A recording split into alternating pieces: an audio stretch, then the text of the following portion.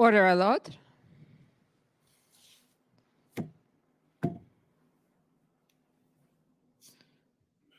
The Public Order Emergency Commission is now in session. La commission sur l'état d'urgence est maintenant ouverte. Good morning. Bonjour. Okay, so we have a new witness, I expect, this morning. Who's on for the commission?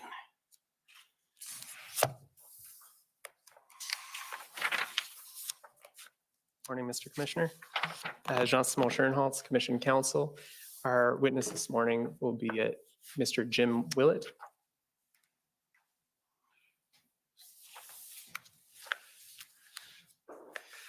Morning, Mayor.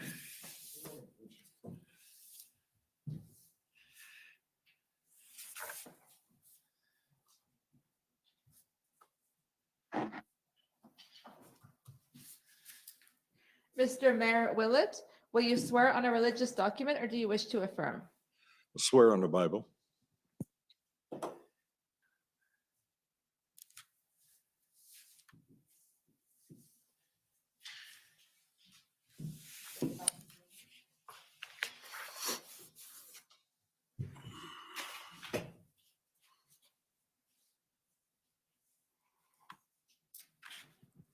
For the record, please state your full name and spell it out. My full name is Jimmy Willett, Jimmy Willett. Do you swear that the evidence to be given by you to this commission shall be the truth, the whole truth, and nothing but the truth, so help you God? I do so swear. Thank you.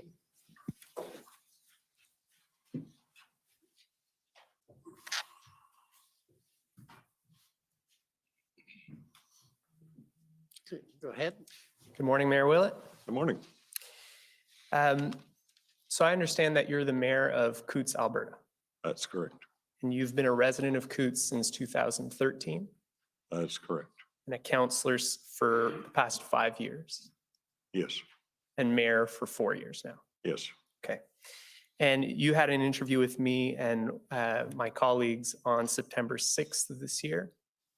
Remember that? yes, I do. And you remember seeing a summary of your interview? I do. So if we could just pull up WTS 6012. So this is going to be a summary of that interview.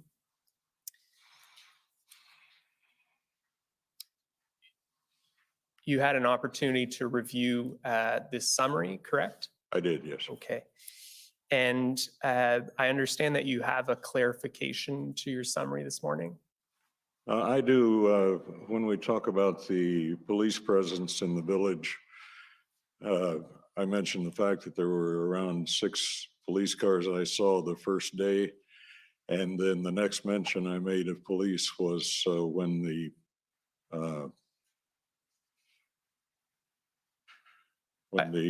group moved in on the 1st or 2nd of February.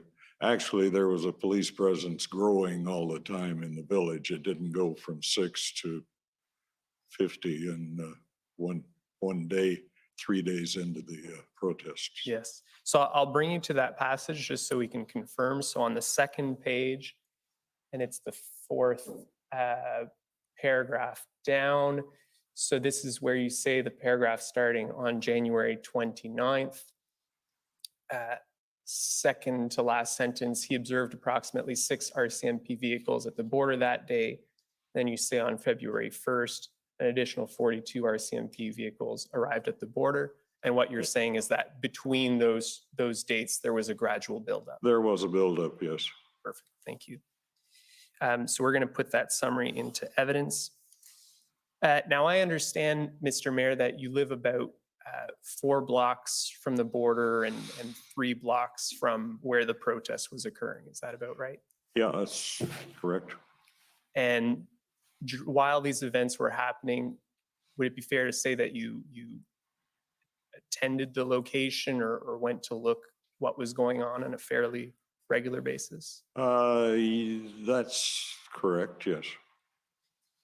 And what's the population of the village of Coutts? Last census had us at 224.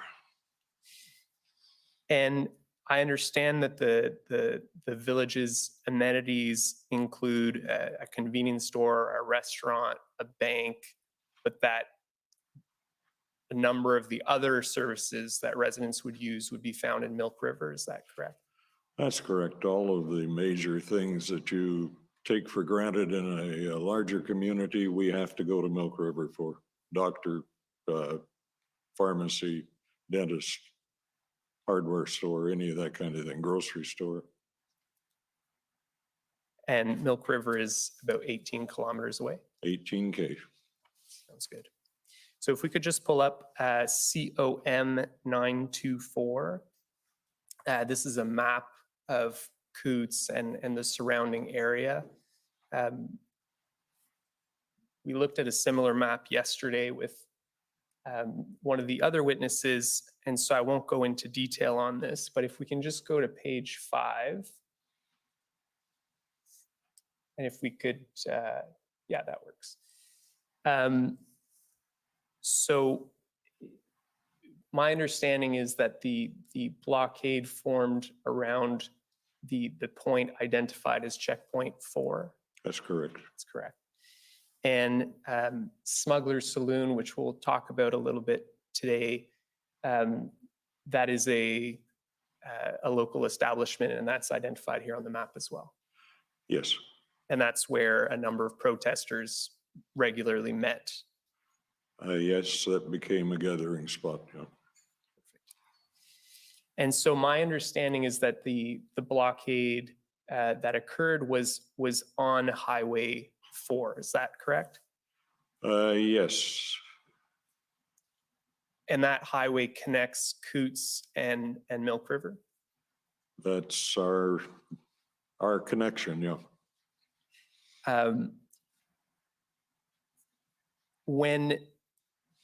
And I know things may have fluctuated during this period, but when the blockade was blocking both lanes of traffic, was it preventing Coutts residents from traveling to Milk River? Yes, it was.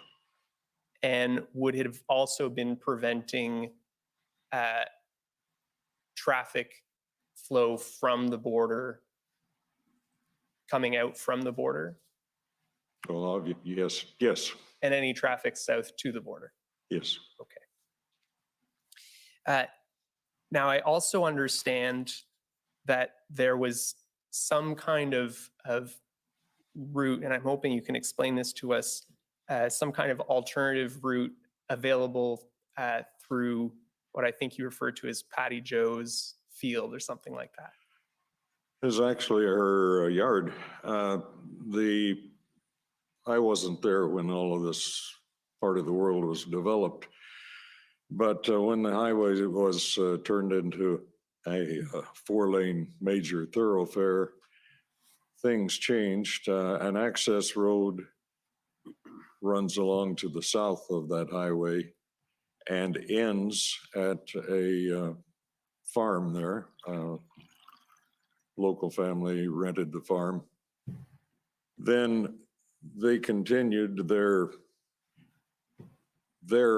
road around their house, and it connected to the street at, I forget what that is, 4th Street, I think, in Coutts. And with permission, ordinarily, you'd let Patty Joe know that you wanted to take a load or whatever that way to miss the scales. Can I say that?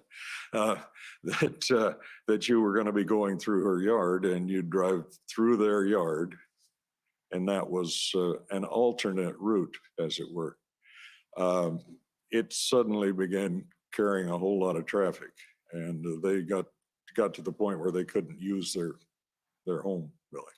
And so how was that route being used during January and February of this year when there was a full blockade on the highway? What did it allow traffic to do?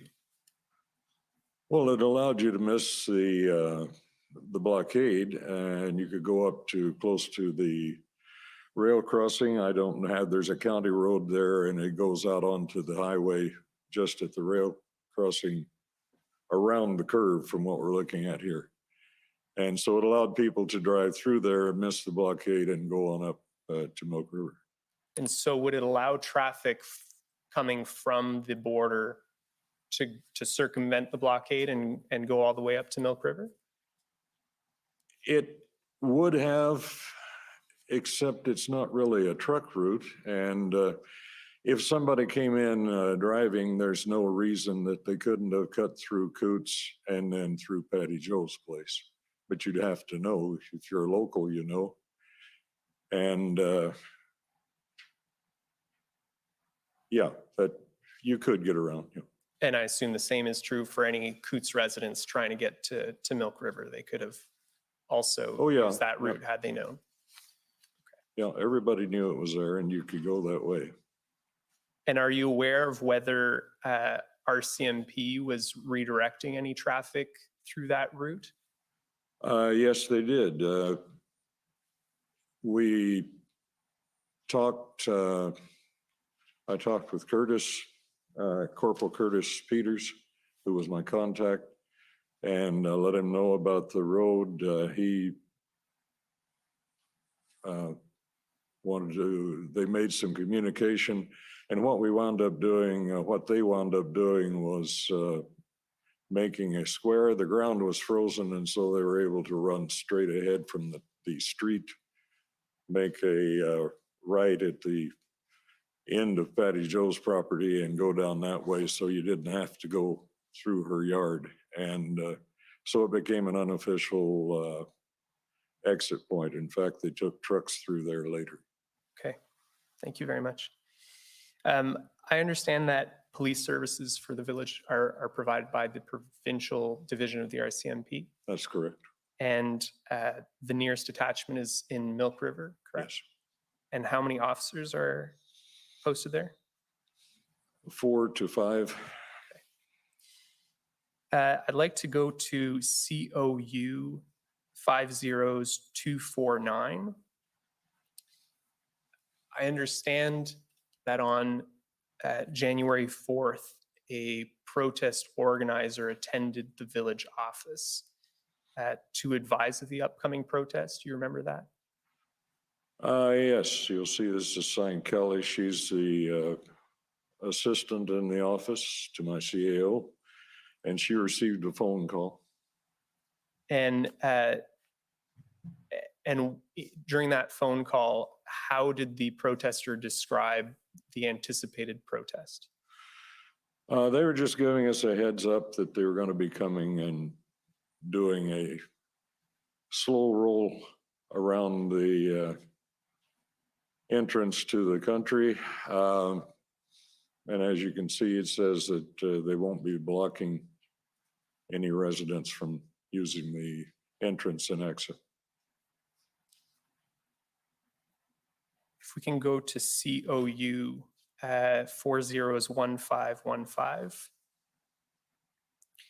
So I understand from your witness statement that on social media a little bit later, around the 27th, I think you said, you saw a post suggesting there would be an attempt to block the border. Is that Yes. correct? Is this the post that you saw? Yes, it is. Okay.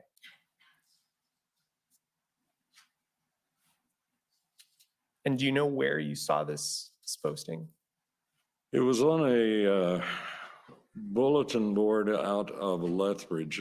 My wife spotted a link on the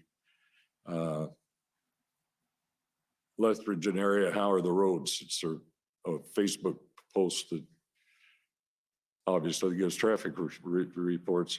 And there was a link there, and we followed that link to this particular document. And so were you concerned at that time about the risk of a blockade occurring? Very much so. And why were you concerned? In particular for your residents, can you tell us about why you were concerned?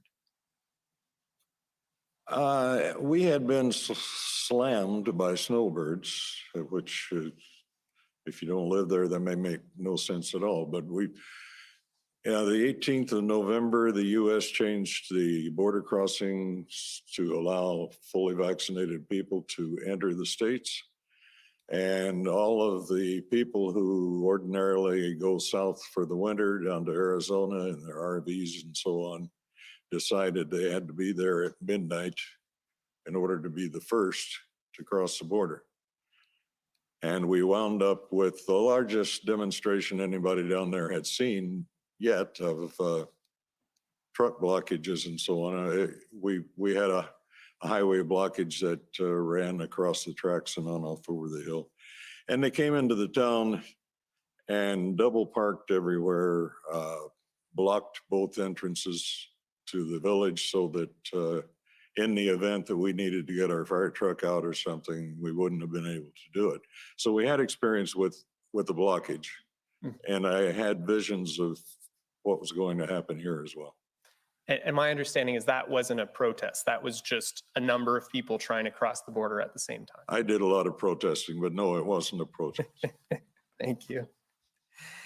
I understand. So if we can just pull up for reference COU 183. I understand that on that same day, January 27th, you wrote to the Premier Kenny of Alberta and the Solicitor General Sonia Savage to advise them that you had heard about this risk of a blockade, correct? That's correct. And I understand someone called you the next day in response to this email? Yes, I received a call from the Solicitor General's office. I do not know the name of the person. I remembered the name Pilgrim, and nobody by that name has ever worked for the government of Alberta that I can find. So I'm not sure who I spoke to. Anyway, saying to the effect that I had woken everybody up around there, that they had been in contact then with the police of all flavors, and they were going to RCMPs on top of it, and we've got it under control, basically. It's what I remember. So my understanding is that you observed on January 29th the convoy driving up to the border, correct? Yeah, me and everybody in town, I think, were out to see what was going on. And can you maybe just tell us what you observed on that day? Well, about what I expected. I'd seen convoy demonstrations by other groups on television and online. A lot of trucks, a lot of signs, a lot of honking, and it was a convoy, a parade of vehicles from half tons to no monster trucks, but large tractor trailers. And that pinpoint, that checkpoint 4 that we looked at before on the map, that's where you saw them begin to U-turn to head back towards Milk River? Yeah, that's Highway 500, and it's a major crossing point that comes up from over the tracks out of to the east of the village, and then makes a crossing there with Highway 4. So it's the first place that you could really make a U-turn, or the last place, I guess, if you're coming from the north. It's the last place you could make a U-turn, either there or our next exit, and it was smaller. So the RCMP, I think, had decided this was the best place to turn everybody around. And my understanding from your witness statement is that about 45 minutes later, you observed that they had blocked that intersection where they were U-turning. Is that correct? Yeah, I think the RCMP told me 42 minutes, but it happened, yeah. And how many RCMP vehicles did you observe that day? Again, there's a lot going on, so I didn't sit there and count, but I saw half a dozen vehicles. They escorted the convoy down and made sure that they made that U-turn. And that's what happened. The vehicle started turning and going back up the road. So I saw maybe 6, 10 at the most RCMP vehicles. And did you ever hear about anything about it being a splinter group or something like that that had caused the blockade? Not A in those splinter group terms, no. from the group that had organized the convoy. I knew from what I was reading, again, I spend way too much time online, but knew from what I was reading in social media that there were other groups coming and joining up. At that time, I naively believed that it was all about the mandates that had been put on, well, the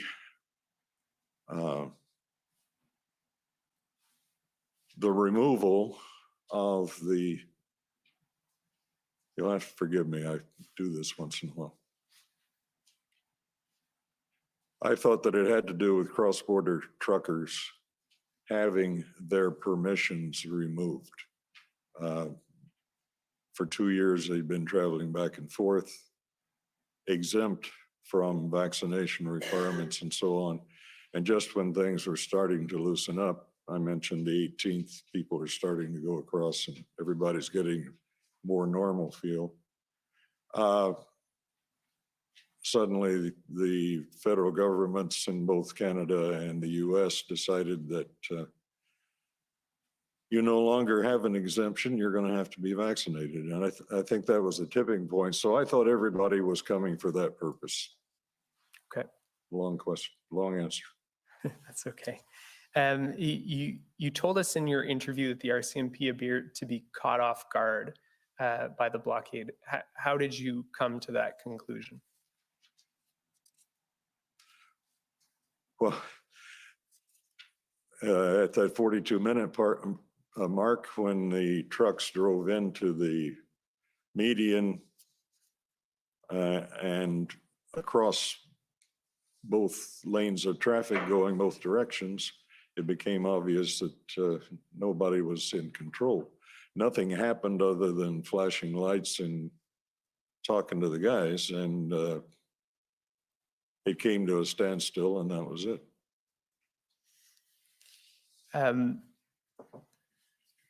Mr.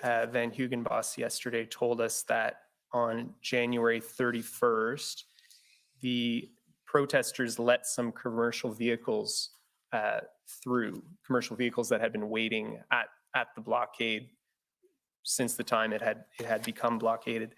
Are you aware of that, of commercial vehicles being let through on the 31st?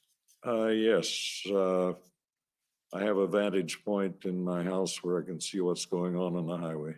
And we had been worried about these people sitting there, their loads, the refrigerated trucks, and observed them going along, talking to them, and some of the vehicles being let to leave. Thank you.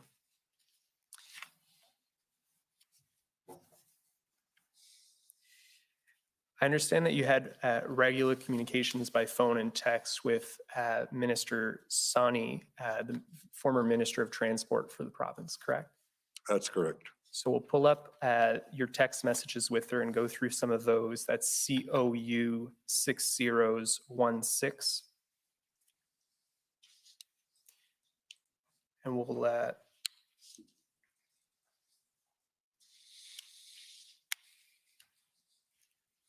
start on the second page, I believe.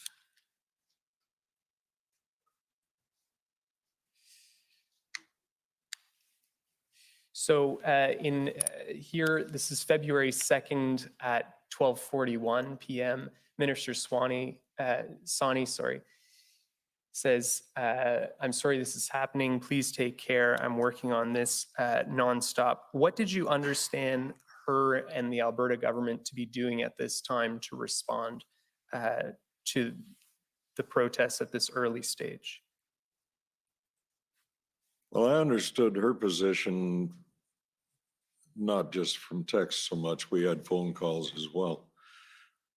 She was working both sides, trying to talk to the people who'd organized the protest, and also with the provincial administration to get some kind of action happening. She's responsible for, or was responsible at this time, for seeing that that traffic flow works. I mean, that's our lifeline in Alberta.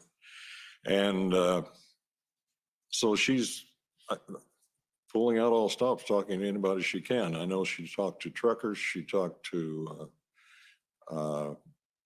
Marco, I have trouble with his last name, but he'll forgive me.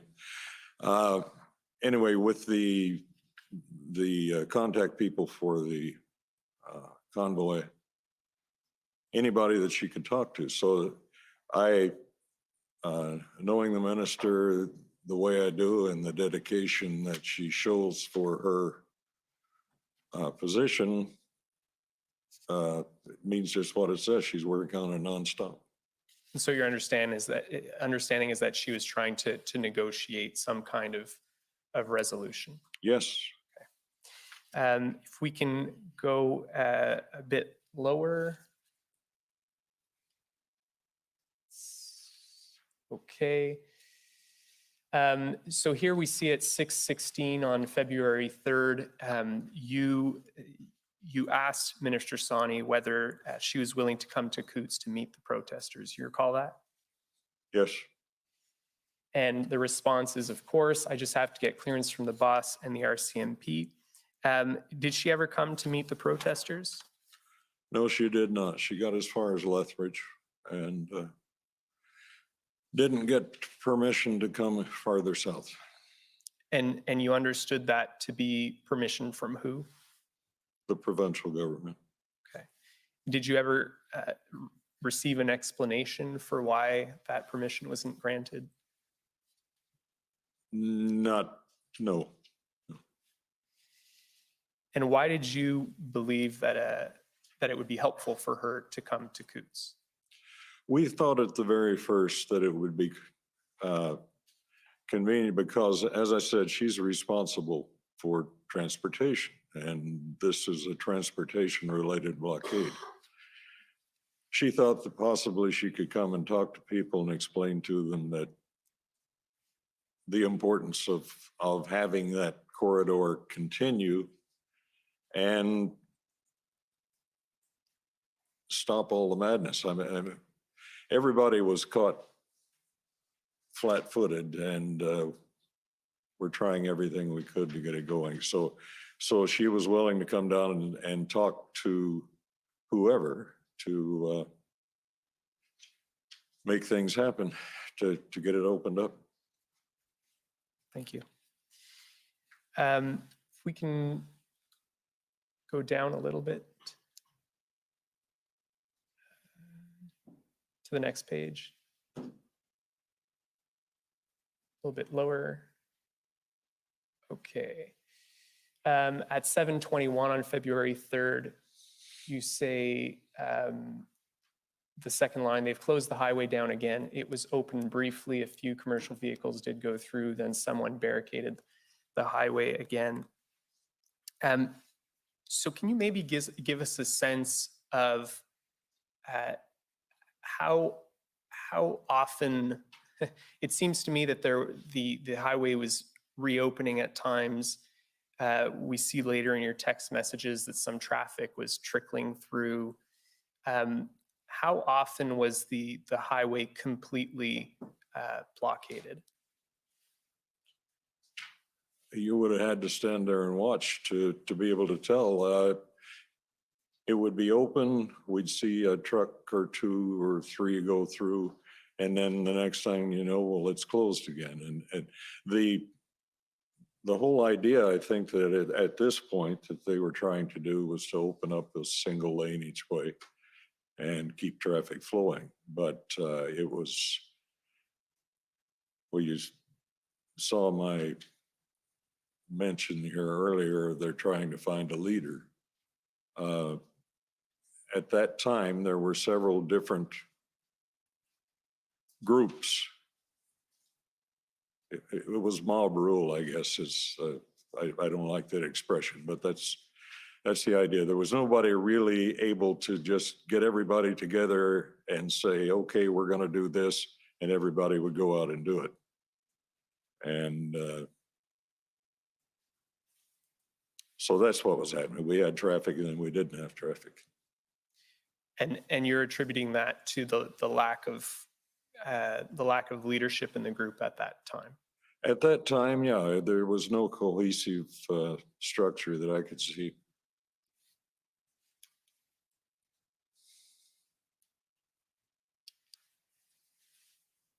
And I think if you go down a little bit more, you'll see those comments that you just mentioned, still some mob rule going on, hoping they have an established command structure soon.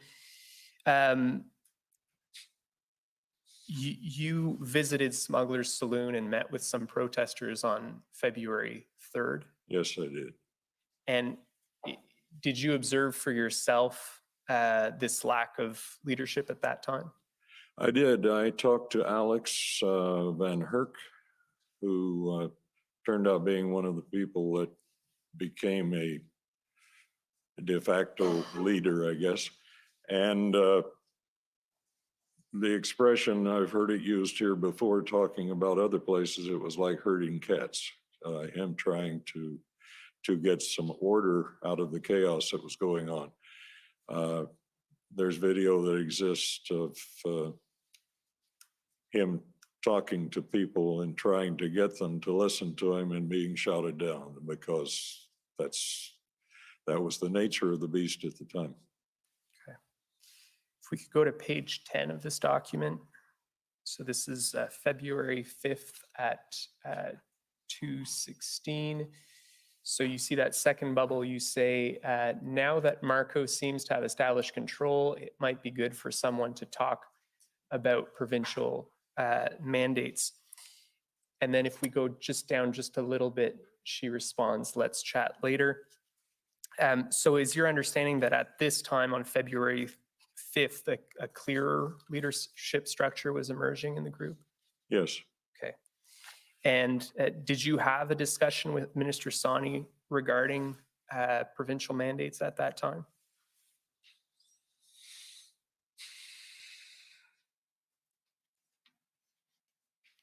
It's quite possible. We had phone calls in here, but you've seen how good my memory is.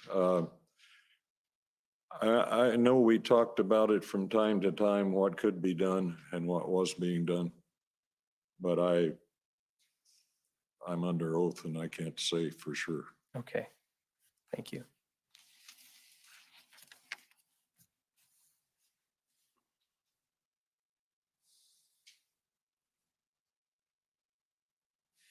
If we can go just a bit, just to page 12, and this is February 5th at 11:59.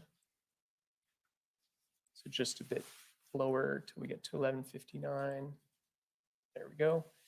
Here you tell Minister Sawhney the messaging to the protesters needs to be controlled better. There seems to be conflicting messages being circulated as true. You recall that? Yes. And what was the problem with the messaging at that time as you understood it? The feeling that I was getting was that someone was building up hopes that things are going to happen on a provincial level very quickly, and the premier is going to announce that all the mandates are off. We knew government doesn't work that quickly. Premier Kenney was, the old expression, caught between a rock and a hard place. He's definitely there because, well, we know all the stuff that goes on.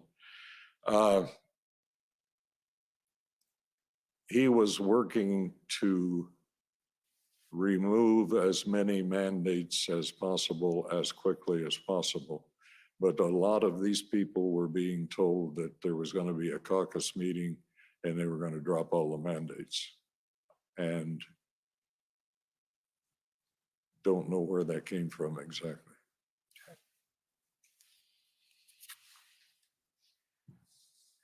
If we can go to page 14, it's February 6th at 2:40 PM. So you say that you talked to Mayor Fader, and I believe that's the mayor of Fort McLeod, is that That's right? correct. And Glenn Motz, who's a federal MP, correct? He's our MP for that, for that writing. And you say you talked to them about Marco. Marco was not in favor of the illegal action and has been working to move toward a legal protest. And when you say moving towards, working towards a legal protest, did you understand that to be opening one lane each way? Yes. And were those efforts successful? Again, it depends on the time of day and which way the wind was blowing. Sometimes it was successful. My son came down from Edmonton one day, from Calgary rather, came down from Calgary one day. And after he got through the checkpoint in Milk River, he drove into Coots. He said, there's no trucks out there.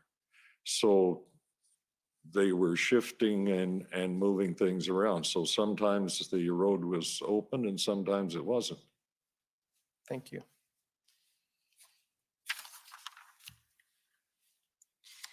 If we can go to page 15, February 7th at 10:20, I believe it's at the bottom of the page. So Minister Sani says, I heard the blockade is back up. And you respond, we could go to the next page, I believe. You say, yep, tractors just now, highway is blocked. If we keep going. Keep going. She says, I guess they were hoping for an announcement today. Was your understanding that this tractor blockade on February 7th was because of frustrations associated with the lack of an anticipated announcement, as you were just mentioning? That's the word that I got from talking to someone else. That they'd been expecting the announcement to come down that all the mandates were off. And again, this is from misinformation they were getting from somewhere. And when they didn't, they blocked the road again. And this is a member of the protest who told you this? Yes.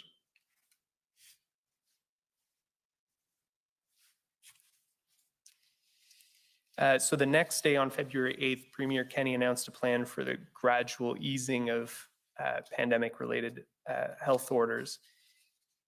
Did that have any impact on the blockade? Not by then. As I said, they had been told and led to believe that everything was going to come off, and obviously it didn't. And so those people who chose not to understand how government works decided they're going to show us. So blocked it again. We can go to page 19. This is on February 8th.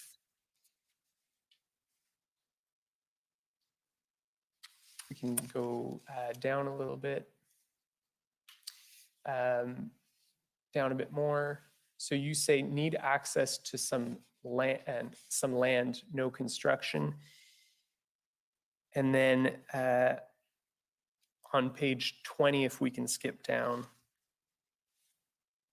Minister Sani says, I'm glad we could help you out with the land parcel. Was that in connection with the plot of land for the legal protest site that was Yes. established in Milk River? Yes. Yes, I'd been in a meeting in Milk River with the mayor from Milk River, Reeves from the County of Warner, some representatives from, trying to think who else was in there. Anyway, we had a meeting and a discussion of where to have an alternate parcel of land. The Milk River people and the county determined that there was Queensland available. And so I happened to have the contact information for the Minister of Transport who could make that happen. And that's what happened here. I gave her the note that they'd be calling her. They did. She made things happen so we could get that parcel. And did you understand, was there any buy-in from protesters on moving the protest to that site? No, at that time, there wasn't a great deal of interest in moving from the highway to a plot of land just beside the highway.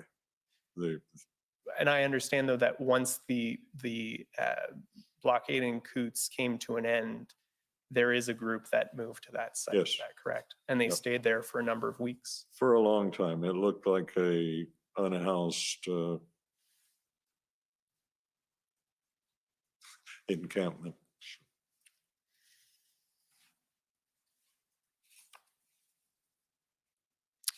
So let's go to page 26, February 14th at 12:42 p.m.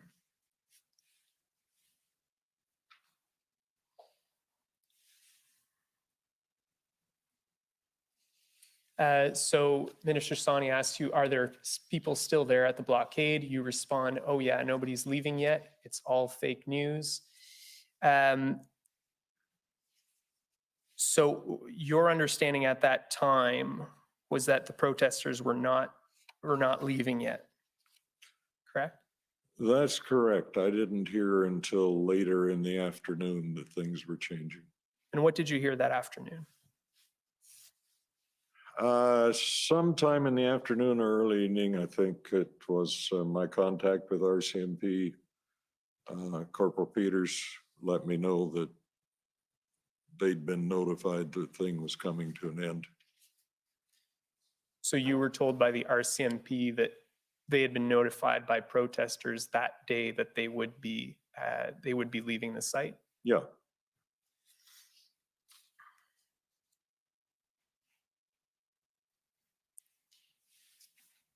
And I understand you had a conversation with Mr. Jory Evans, who was a protester about that Yes. as well. When did you have the conversation with him about this decision to end the blockade? Sometime on the 14th, but I don't, without pulling it up, I don't have the exact time. Well, I'm not sure times are on there or not. Yeah, we were in contact quite a bit that day. Jory, I still don't know his real position in the group, but he was doing a lot of videoing. He had a blog online and so on called PB&J. Just kind of a news summary of what was going on, what they knew, what they didn't know. And he and I had established a rapport early on and communicated back and forth. Obviously nothing confidential, but talking about stuff. And so he had let me know that day, first of all, contacted me to know if I knew how to contact the person who had been arrested.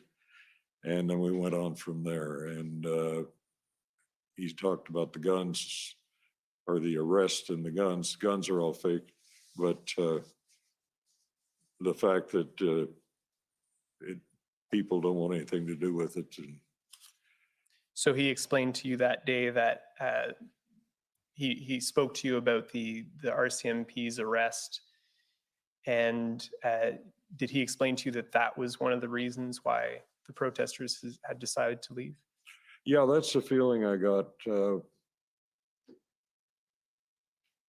I don't know if he actually said that or not. In my mind, at this point in the time, it's, well, yeah, that's what he said, but unless I see it in writing, I'm not going to say for sure. I got that feeling though that because of what had happened, that the mood in the crowd had changed and they were going to depart. So Okay. And was your understanding that the agreement was that they would, or that their intention was to leave the next morning? yes, And did you observe them leave the morning of the 15th? I did actually. And so no enforcement was required by the RCMP at that time to get them to leave? No, on the night of the 14th, they lined up all their vehicles down the street. We have a auction firm out there called Ritchie Brothers that auction off from time to time a lot of agricultural equipment. And I said it looked like the biggest sale that Ritchie Brothers ever had because they were all lined up down the street. And it was mostly tractors. At that point, there weren't a lot of trucks around. But anyway, they lined up down the street on the 14th and I received the word they're going to go at 10, and 10 o'clock they were gone. Well, they left. And so you're not aware of any enforcement powers available under the Emergencies Act being used to clear the blockade then? No, that had nothing to do with it.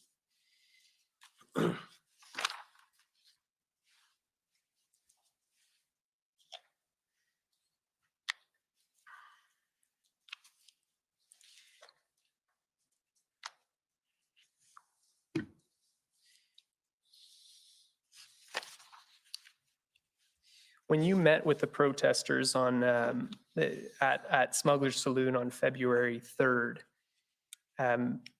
did they explain to you what their plan was, what their objective was? No, there was no, I talked to Alex briefly in the back room, just off the main floor there. And I've never seen a man look so haggard and beat as he did at that time. I don't know if I got there just after he had tried to talk to people. Marco says he was there, but Marco was avoiding me. So anyway, he's on video talking about we should as one leave and getting shouted down. So I don't know if I talked to him just after that or not, but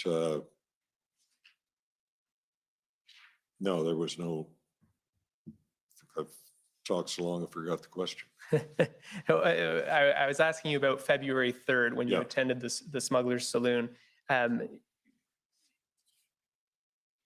Did you get a sense that they had an exit strategy? Oh, at that time, no.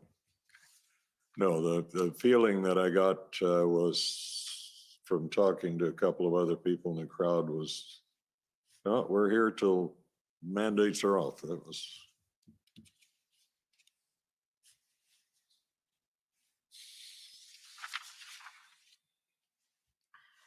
If we could go to COU 6012, these are your Facebook messages with Mr. Evans. And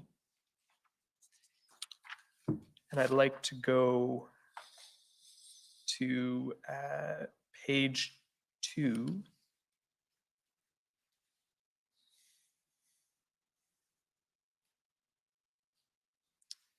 We can go down a little bit. Okay, so here he tells you, and I think this is in the context of the mandates, the provincial mandates, yeah, they keep ignoring, and these guys want to get this shit done and go home. Also connected with the group that closed down Windsor, Ontario today, and things are going crazy in Ottawa. So it adds flames to that fire over there. In your discussions with Mr. Evans, did you ever understand that were the protesters in Coutts in communications with protesters in Ottawa or Windsor? What was your understanding of that? This is my understanding of that. I have no other we never talked about it otherwise. Okay, so this text message is That's it, all yeah. all you have. Okay, thank you.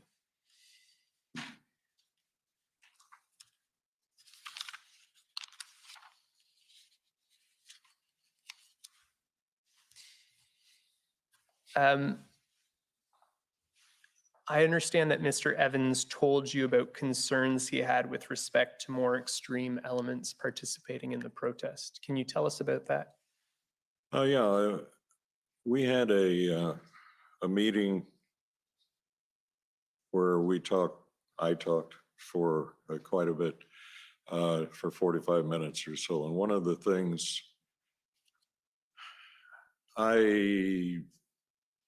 if you go back far enough in my history, bear with me, go back far enough in my history, I worked in mining in northern Manitoba, was a steelworker steward, went through wildcat strikes and so on. And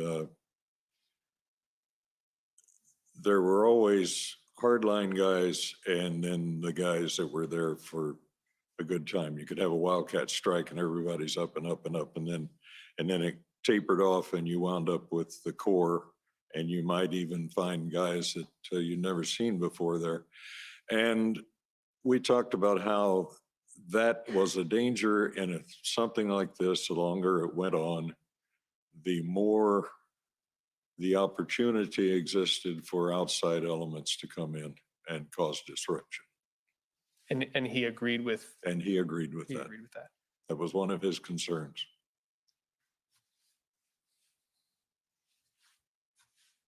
Did you yourself observe the nature of the protest changing over time?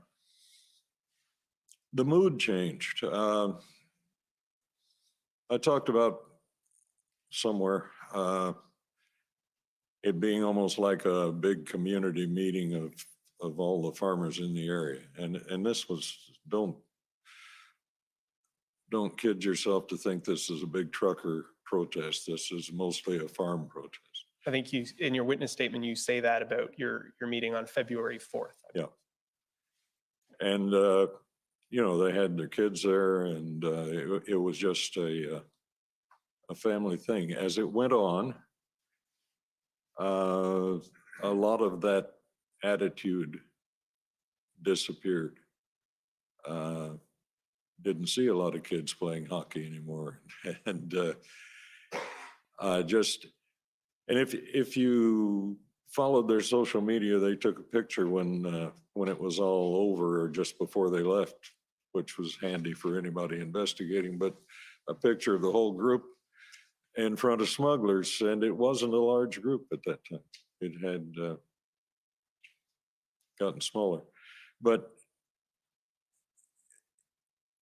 to go back to my strike days, it's the same thing. That as the longer you do something like this and you go in expecting results right away and it doesn't happen, the more disheartened you become. And then you start listening to other things about, well, if we only did this, this would happen, and so on. So it's just it's a typical demonstration. And while I didn't have a crystal ball, if I had, it would have paid off, because what we feared seems to have happened. Did you observe any violence or harassment during the protest? Never did, no. Did you yourself receive any threats? Yes, I got one death threat online, Facebook. Serious enough that the RCMP took it seriously. I'm not sure how good a threat it was because it was sent from a personal page. But anyway, it was a death threat, and I received calls. Everybody gets phone calls. Just the phone and hang up, or phone and, yeah, you thought you wanted to be mayor, you know, and click.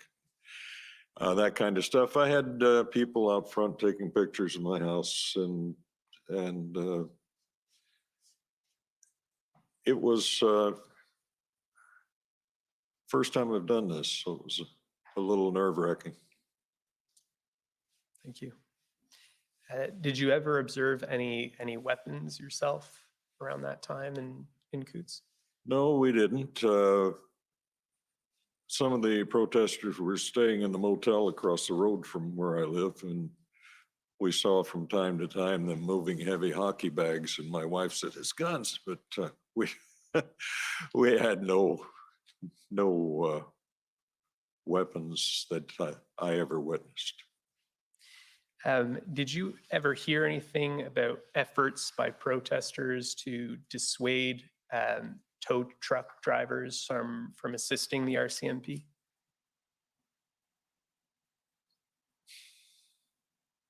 Not directly. Social media, I saw what was going on, but I never directly talked to anyone.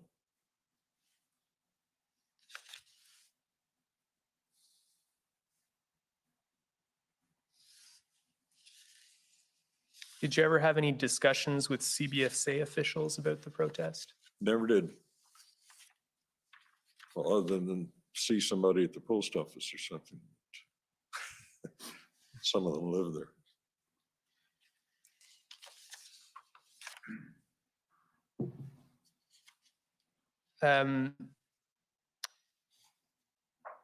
I understand that the RCMP attended a village council meeting on February 8th. And in your summary, you state that they described their responses building the airplane while you're flying it. What did you understand those comments to be referring to? Well, just the way it sounds. As I said, we all got caught flat-footed. Nobody had expected this to happen. And I'm not sure of his rank, but anyway, the answer to the question was, we're building the airplane as we're flying it. We're making it up as we go along. We've got tactics and we're trying them, and if they don't work, we try something else until we find out how it works. It was an education, I guess, for everyone. Thank you.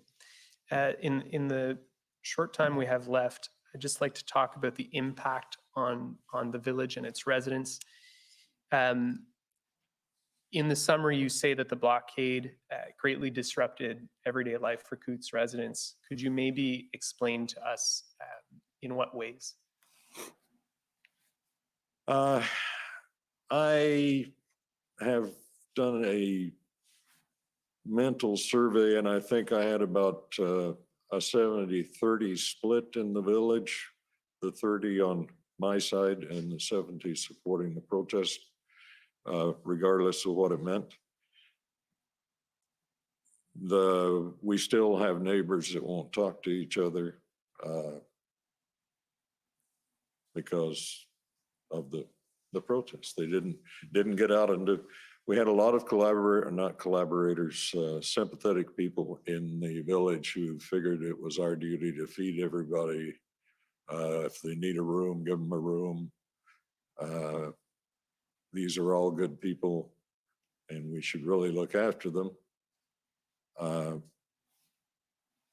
As unneighborly and heartless as it seems, my opinion was, if you came down here and you've blockaded the highway and now you're not wanting to leave the protest, but you need your medication that you left at home, the road goes that way, go get your medication. Instead of making a public scene about, I don't have my medicine, can you bring it to me? We don't have food, you know. You got food at home. That was my answer to those kind of complaints. My neighbors, being good rural Alberta people, figure if somebody's in need, you look after them regardless of how they got there, I guess. And there was a lot of sympathy over and as I said, the driving force of the protest, the original cause had to do with cross-border vaccination. And then it mutated into my body, my right, my, all of the different conspiracy things that have gone on. How, And then people didn't let that go. And so it still exists to this day. how significantly did the protests interfere with residents' ability to access services in Milk River? Depended on the person, how comfortable they were with driving past monster pieces of equipment. I think we heard Marco yesterday talk about how one tractor is intimidating, even if it's sitting still, if you haven't been around them. When you get a whole row of them, some of them idling, you've got trucks, big pieces of equipment, and you're out there in your little Prius wanting to go up to Milk River to get groceries, it can be very intimidating. Other people, we have a lot of retired farmers, it didn't bother them that much. Had one guy just the other day say, "You're going to testify, be sure you tell them we were never blocked in. Could always make it up there." Had to drive through the field a couple of times, but we weren't really blockaded. So it depended on the person and how they could handle it. And it affected some people. I have a friend who is a veteran of Afghanistan, and she has PTSD. They had to leave town because it triggered her PTSD and she just couldn't take it. They're back now. Older people, had one lady who would, if somebody drove her out for a doctor's appointment or something, she would curl up in a ball.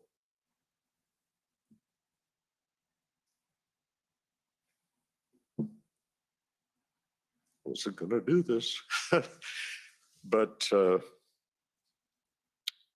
just depends on the person, how they grew up, what their situations are. Some people it really bothered.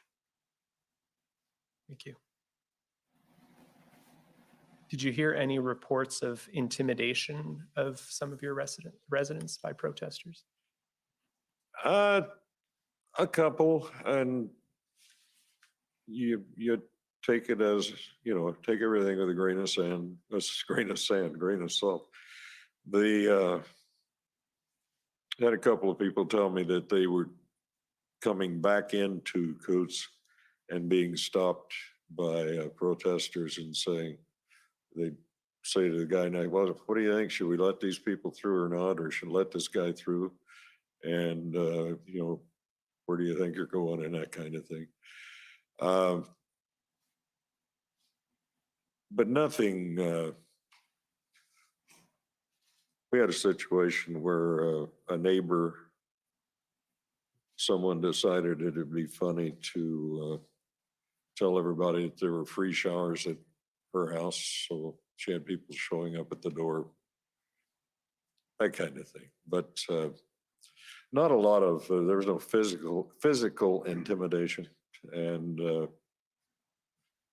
it was basically just the going through the gauntlet to get out of the village. Like I said, if you drove through and up the highway and through the ditch, maybe, well, you could go. So. Lastly, I just want to ask you, was there any impact on emergency services or access to emergency services? For the most part, no. When it first happened, it was like when we had the RVs or the entrances, they said they wouldn't block it.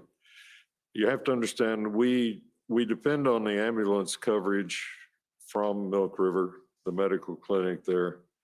We have a volunteer fire department, we have volunteer EMS, and you'd have to understand AHS to know the health services to know why we have an ambulance that we can't use. But anyway, we have one. We cover our fire department then is a rural fire department that covers everything out in the surrounding area, especially to the east. There's only that road at 501, which is the road that crosses the tracks to get out to there. That was one of my major concerns, was that we had egress quickly in the event of an emergency, and then that we could get an ambulance in.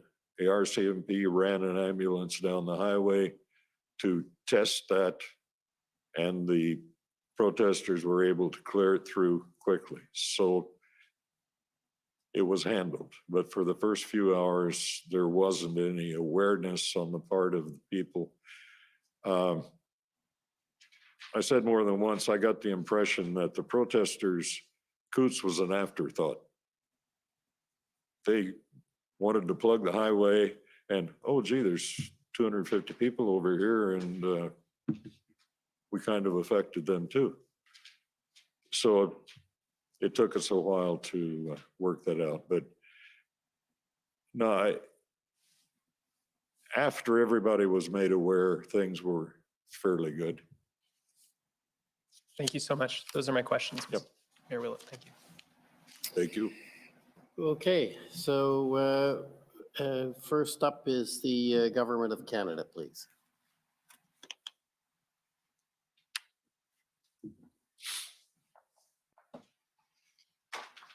Thank you, Commissioner. Good morning, Mayor Willett. Good morning. My name is Andrea Gonzalez, and I'm one of the lawyers representing the Government of Canada in this inquiry. Thank you for being here today. I just have a few questions for you. And I want to start by talking about the port of entry at Coots.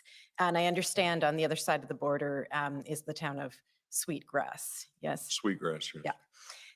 That port of entry, you'll agree with me, is of vital importance to not only the Coots community, Milk River, the surrounding communities, but also the province of Alberta and Canada as a whole. Yes, I understand that Highway 4 is the primary access to that port of entry, although there's one side road that's not suitable for commercial vehicles, right? correct. And it's the only designated commercial port of entry in all of Alberta? Yeah, it's the only 24-hour port, yes. Right. That port of entry allows for the cross-border transport of livestock, agricultural goods, and other imports and exports that are critical to Alberta's supply chain and economy. Yes? Yes,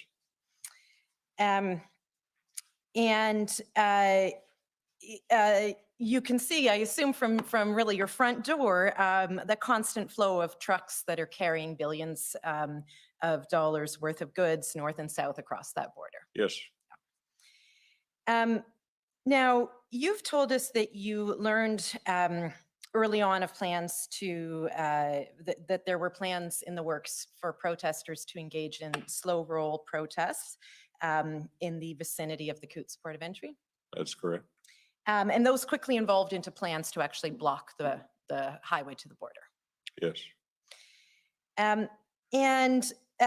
That would have really a twofold impact on the people of Coots, both their access north into Milk River and the amenities there, right? yep. As well as south down across the border.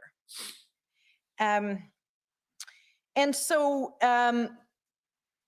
I would expect this raised some alarms for you as mayor of this village. Yes, Yeah, and you acted quickly to communicate to residents how they could best prepare themselves, right? You sent out that little notice. yes, it did. Yeah, it's COU 701. I don't think we need to pull it out unless you want to look at it. But you were trying to best equip your residents for the unknown of what was going to come, right? That's correct. And that notice included advice like pretending that they live in a big city. Yeah. What did you mean by that?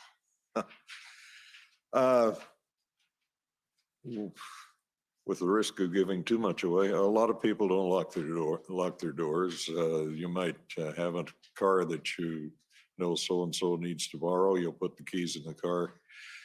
We've got a almost 0% crime rate because of our location and because of the fact that CBSA people live there and the guy that you broke into might have a gun. So the, just people get very comfortable with, it's typical small town Alberta. And there were folks coming in that nobody knew. Yep. And you were concerned that that might pose a safety and security risk to the people of Coots. Yeah, it's, like I tell a lot of people, you're driving south, getting ready to hit the border, you don't even know Coots is there. And although we can watch and wave. And if you've got a stranger in town, word gets around, there's a car going around and I don't know who it belongs to, and oh, that's so-and-so, they're visiting so-and-so, the telegraph works very well. And all of a sudden the potential existed that we were going to have massive influx of people driving up and down the streets, and I just wanted everybody to be careful. Don't let your kids out to run across to the playground because somebody might be coming, not looking for kids there. Everybody in town knows your kids live there, but if they come in from out of town, they don't. Just a heightened awareness, I guess, of your situation. Okay, and another step you took in the early stages was to reach out to the provincial government. Yes. We saw in your examination by Commission Counsel the January 27th email that you wrote to Solicitor General Savage to advise of the planned protest. You recall Yeah. that? And one of the things you mentioned in that email, you raised the possibility of the situation being dealt with using Alberta's Critical Infrastructure Protection Act. Do you remember that? Yes, I do. And I understand that was raised on January 29th in a letter you sent to the Minister of Justice, and on January 30th in an email to Premier Kenney. Do you recall those communications? Yes. Okay, and I'll just note for the record, but we don't have to pull them up. It's COU 705 and COU 706. And in your understanding, that legislation was really purpose-built for this kind of thing. Exactly. Now, you've spoken a bit about the disruptions that the blockade of the highway caused for the people of Coots. And I just wanted to pull up some photos. It's pb.nsc.can 408500_rel.301. You mentioned that you did travel to the protest sites on occasion. I just want to confirm that these photos reflect or similar to what you recall seeing when you were there. Apologies, could you repeat that document ID, please? Yeah, the whole thing. pb.nsc.can.408500_rel.301.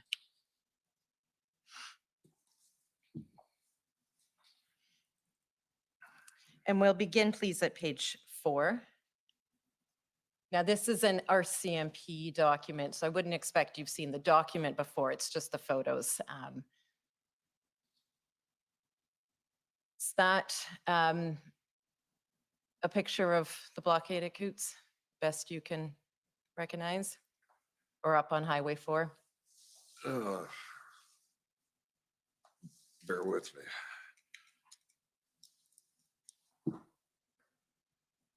We'll just make that a little bigger there. I can't place that exactly.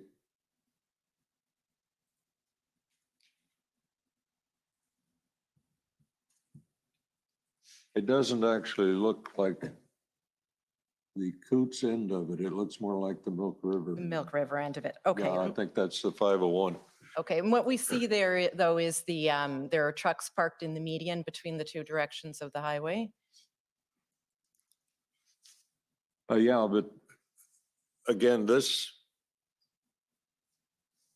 is actually not a full blockade. They're doing a slow roll through that. That's a slow roll. Yeah. Okay, let's go down to page 7, please. Okay, that's Coots. That's Coots, okay. And page 9?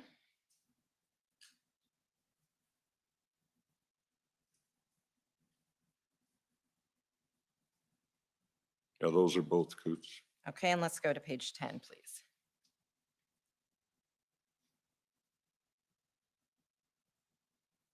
Sorry. It's not the one I wanted. The tray, 29.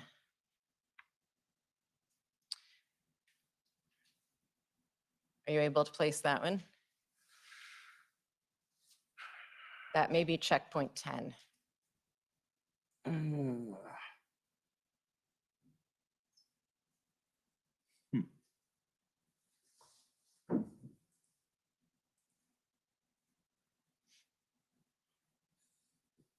It doesn't get any bigger.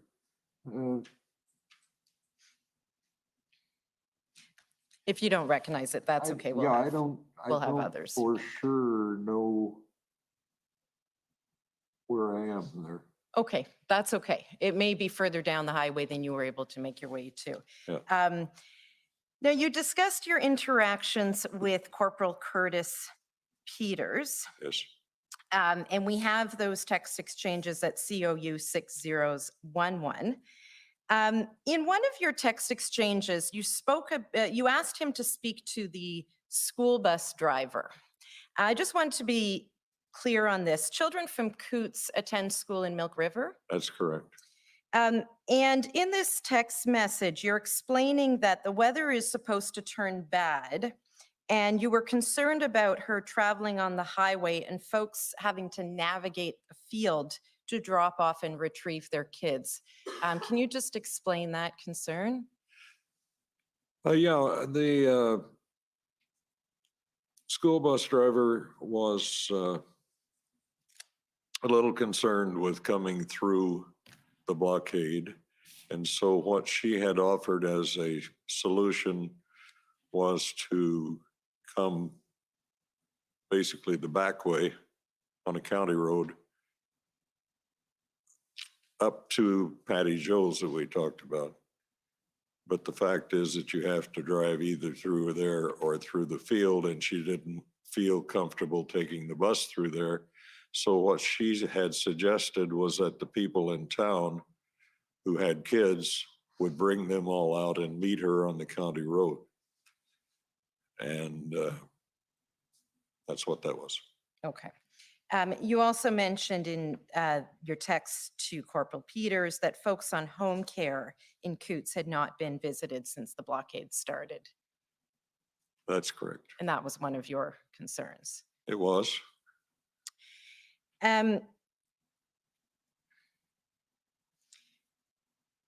I want to pull up, please, COU 702. This is a text exchange you had with Bill Graveland, and that's who? I'm sorry. Bill Graveland?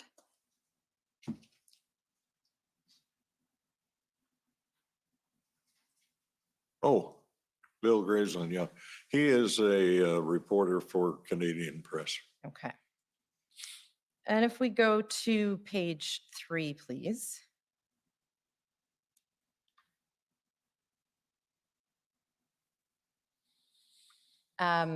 Just scrolling down there. Okay, stop there. In the first blue box, your text says, "Morning, Bill. The more things change, the more they stay the same. You need to find someone in a protected position to call these guys what they are. Domestic terrorists. Won't be me. They're right outside my window. I would be strung up." Literally, just a thought. Why did you describe the protesters as domestic terrorists? Well, unlike most of the people in the front rows here, I'm a Google lawyer. So when I look for the definition of a domestic terrorist, these people seem to fit that bill, and yet no one ever labeled them that. And so I just floated the idea out there, one side to Bill, on the other side to Minister Sani, that maybe they should be called that to get a little more attention. You felt they were terrorizing people by their behavior. Because they were causing harm to the country. And if we go down to page 4,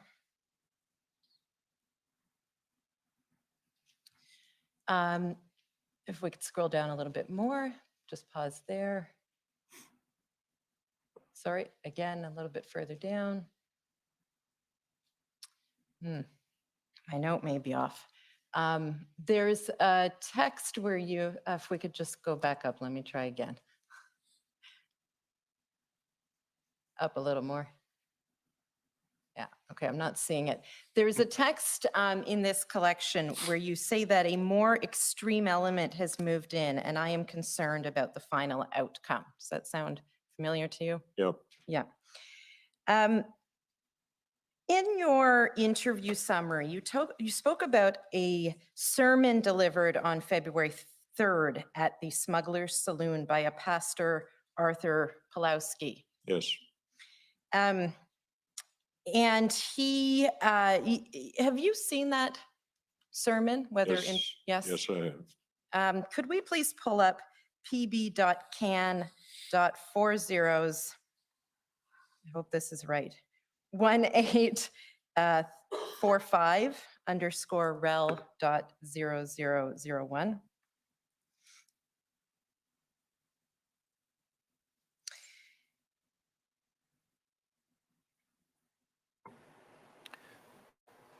Was that pb.can.40s1845?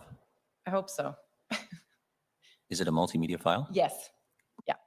While we're digging that up, that sermon, I understand, was delivered on a day when MLA Hunter had told you he had negotiated a deal with protesters to open up one lane of traffic. You recall that? I think that's right, yeah.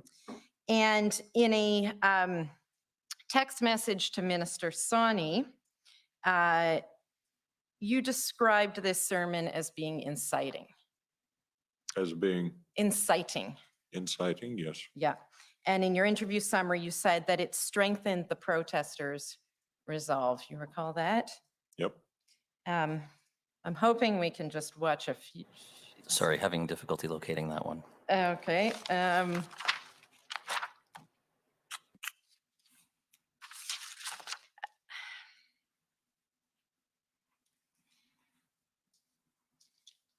want to come back to it. You told us that you also received a death threat, other threats, and that a truck was parked outside your house taking photos of it, correct? Yep. Yeah.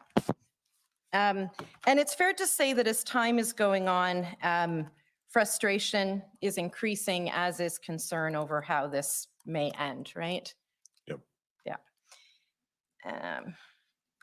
And your efforts to engage higher levels of government were focused really on the province of Alberta. That's correct.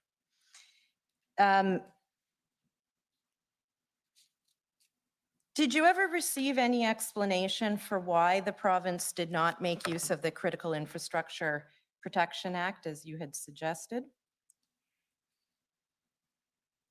No, I did not.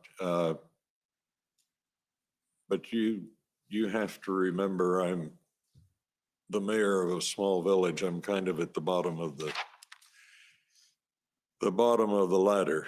So I was not privy to everything that was going on. Okay. And I now have the correct reference for that video. It's pb.can.40s135.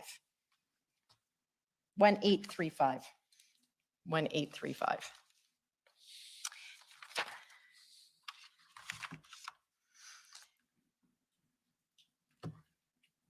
And Mary, while we're waiting for that to be pulled up in the few minutes I have left, you're aware that what was going on in Coutts was not isolated, right? There were also border blockades, Yes, the yes. port of entry at Yeah. Emerson, Yep. Ambassador Bridge in Windsor, Yep. Pacific Highway near Surrey, BC. Yes. Of course, the occupation of the city of Ottawa. And video. You said 1835? 1835, yeah. And you said earlier, I thought I heard your evidence that in some respects it was a typical demonstration, but of course, as time went on, you wouldn't describe the Coutts border blockade as being a typical demonstration. Yeah. Excuse me, sorry, just to step in, David Cherokee, Counsel for the Government of Canada. I believe that there's, it's pb.can. Yeah. .401835. I think there may have been an NSC in the Oh, is that my previous mistake? reading, but there's no NSC. It's just No. pb.can. Thank you, Mr. Cherokee. It is here. I just need to download it. It'll just be a moment. Okay, thank you. I think I can do the rest of my questions and come back to that. And of course, you're aware, Mayor, that ultimately search warrants were carried out the morning of February 14th. Yes, And a cache of weapons and body armor was seized. yes, And there were a number of arrests made, right? yes, And you were informed, in addition to these arrests, an attempt was made by a vehicle to ram a police vehicle. yep. Again, we don't have to pull it up while Mr. Clerk is doing me another favor, but the email to you about those arrests is COU 50453. And even with those arrests, I think I understood your evidence that it took some time for the protesters to clear out. Well, sometime it happened on the 14th and they left on the 15th, yeah. Right, and that was after the Emergencies Act had been invoked, right? Just barely, yeah. And you mentioned in your witness summary, you understood there were rumors circulating among the protesters that the Emergencies Act would be invoked, and among other things, their bank accounts could be frozen, right? Yeah, again, that was social media, but yes. Okay, so Mr. Commissioner, I'm just waiting for that video to load.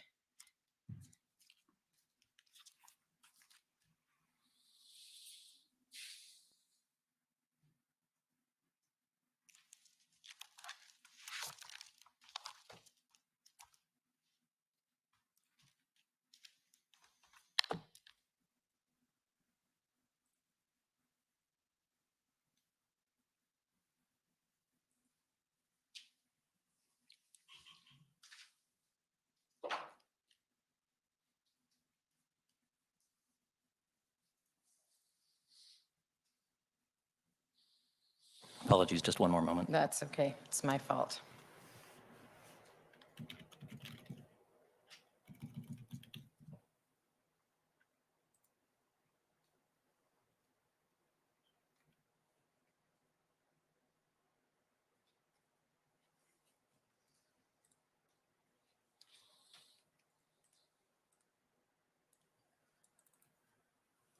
And we'll just play from the beginning, not the whole thing, but People in my country in 1980, finally they said our children are worth fighting for.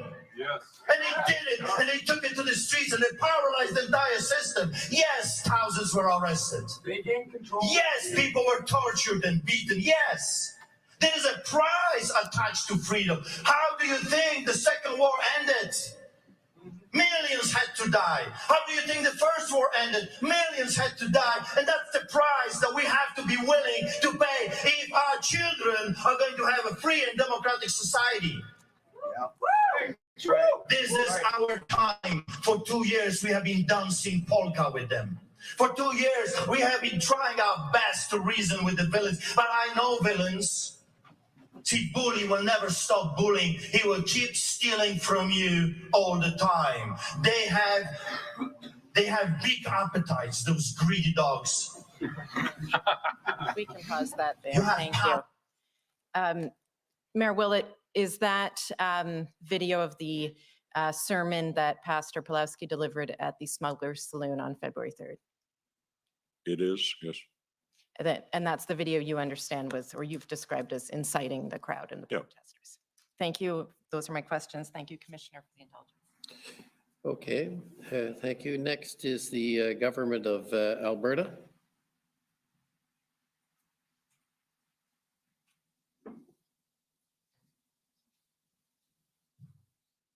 government of Alberta. Can you see and hear me?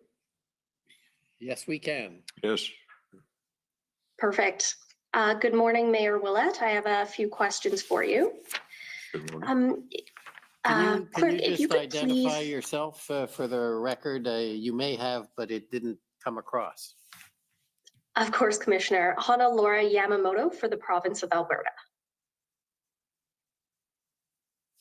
Mr. Clerk, if you could please bring up WTS 6012.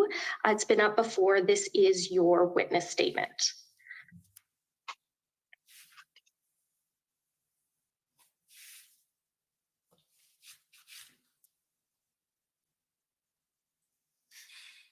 And just while that's coming up, so on page 5, you stated that you did not receive the type of support you expected from the provincial and federal governments.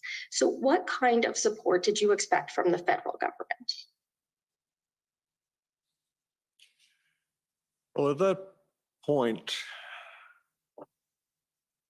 it seemed like we were not getting anywhere, and I was looking for somebody to do something to get the highway unblocked and get things happening again. So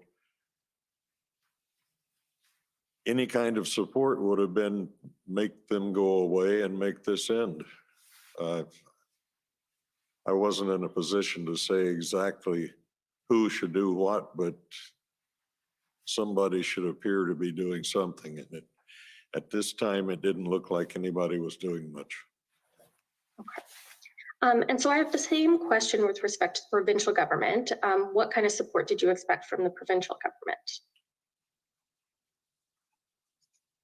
Same story. We had as I mentioned before, an act that was supposed to give unlimited powers basically to protect infrastructure and remedy this exact problem. And yet it appeared to me nothing was going on.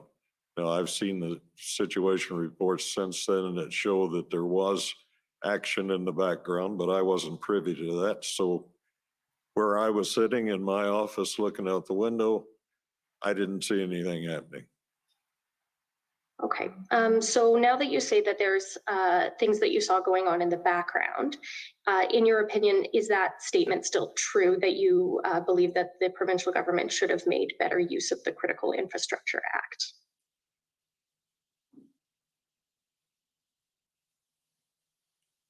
I guess it goes back to the statement that the RCMP made to me about building the airplane as we're flying it. I understand that the province was in the same situation, like looking for tow trucks and that kind of thing. So probably my opinion is not as harsh as it was at the time. I believe the province was doing more than was visible to me and most people. There were things going on that were, if we'd gone a little farther down the road, no pun intended, if we'd gone a little farther down the road, there would have been actual physical action taken. So my opinion has changed a bit. Thank you, Mayor. So you understand as well that the RCMP was the lead agency responsible for responding to the border blockade occurring at Coutts, and they would make the operational plans and decisions? I don't know, was my ears playing tricks or not? Can you do that a little slower, please? I apologize. I should slow down for the translator as well. So you understand that the RCMP would have been the lead agency responsible for responding to the border blockades occurring at Coutts, and they would have made the operational plans and decisions. Correct. Okay. And you worked with the RCMP throughout this blockade? We were in contact all the time, yeah. So Mr. Clerk, if I could have you pull up ALB 50908.0001.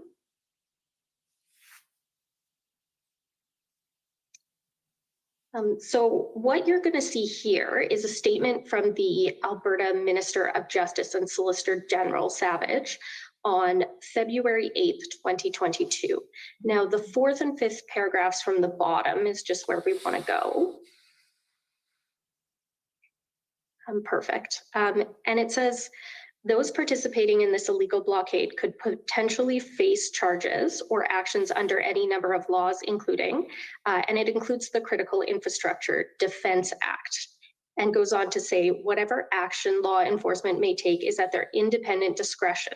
I trust the authorities to lay appropriate charges wherever the evidence provides reasonable grounds to do so. So based on that statement, do you now understand that it's the RCMP that would have made decisions whether or not to undertake enforcement under the Critical Infrastructure Defense Act? Correct. I understand that. We saw your texts with Minister Sawhney. We don't have to pull them up, but those would be under COU 6016. So these texts show contact every day, often multiple times a day from February 2nd to 18th, as well as you said you had phone calls with Minister Sawhney? Yes, And you also had a phone call with the Premier? I did. And at no time did you make requests for specific supports or assistance from the province? I think we, when I talked to the Premier, we talked more in generalities. As I said earlier, he was kind of caught in a pinch point between darned if I do and darned if I don't. We talked about that. He talked about the fact that he could only do so much because of the lack of surge capacity in the hospitals.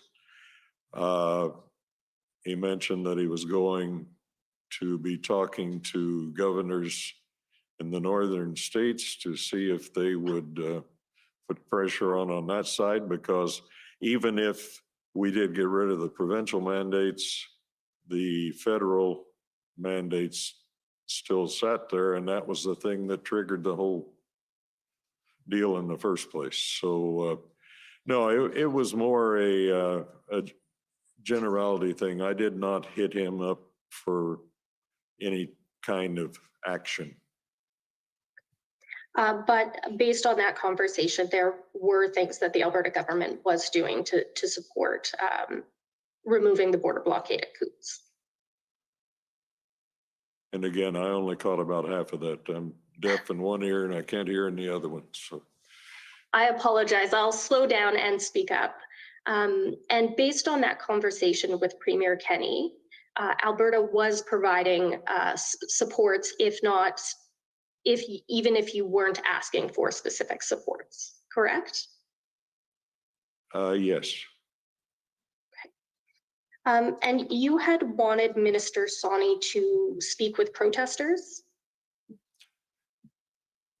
It was not my suggestion, it was her suggestion. She thought that she could come and talk to people in the first day or two because she was getting feedback from the fact that there are truckers stuck.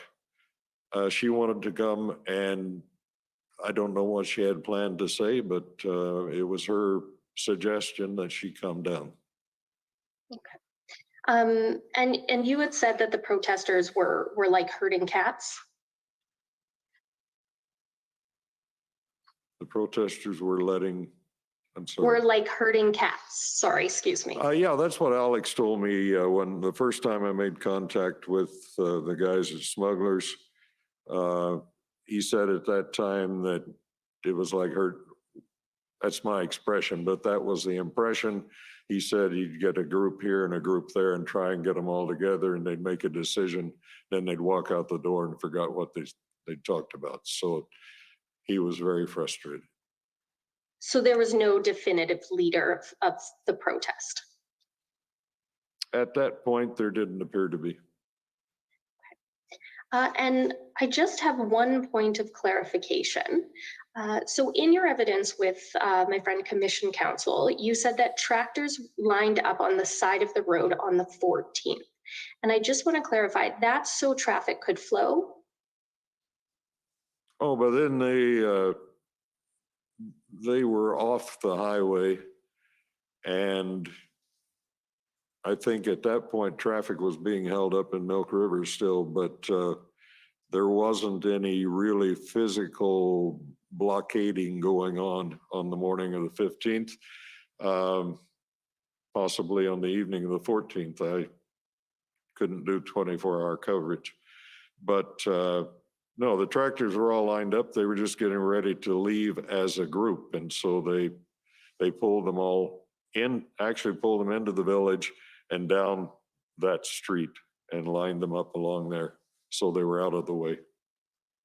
Okay, and you're not sure if that was the evening of the 14th, or did that start the evening of the 14th where they were moving the tractors? When I went down the morning of the 15th to see what was going on, they were all lined up down the street. That's all I know. I don't know exactly when. Like I say, I wasn't sitting watching them 24 hours a day, so I'm not sure when they moved. Okay, perfect. Thank you, Mayor Willett. That's all my questions. Thank you. Thank you. Next is the City of Windsor.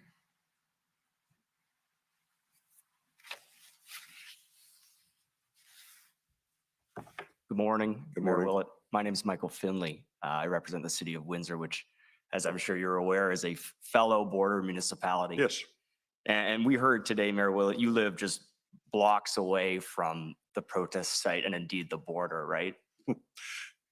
no matter where you are in Coots, you're only blocks away. Huh? And that border crossing is an important link, true? Definitely is.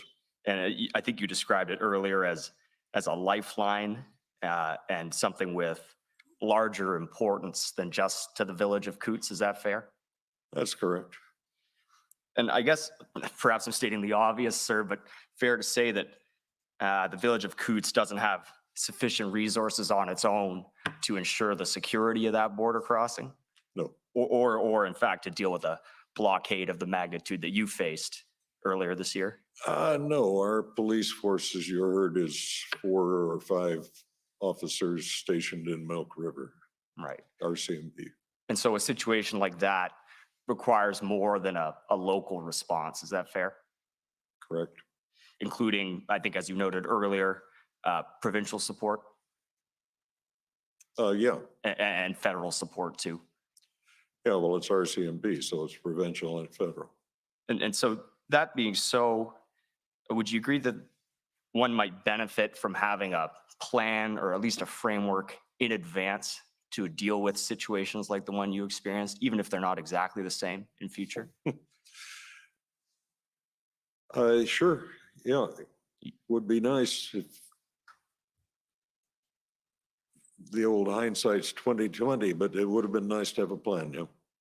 I think you spoke about being caught flat-footed and building an airplane while it's flying. I guess we can agree you're sticking with that metaphor. It's probably better to have the plane assembled in advance before it takes to the air. Yeah, if we're talking about police response, they had response for certain situations, but this was a situation that was unique at the time to anything they'd faced. And so I'm not going to be an apologist for the RCMP, but I think they were doing well under the circumstances. I don't think it's fair to say they had no plan. They would have had plans for demonstrations and so on, just nothing of this magnitude. Right. And I suppose all I'm getting at is it's better in this type of circumstance, I hope you'll agree with me, when you have a multi-jurisdictional issue to deal with, to have some plan in advance to address it. Yeah. Well, thank you, sir. Those are all my questions. Yep. Thank you. Next are the convoy organizers.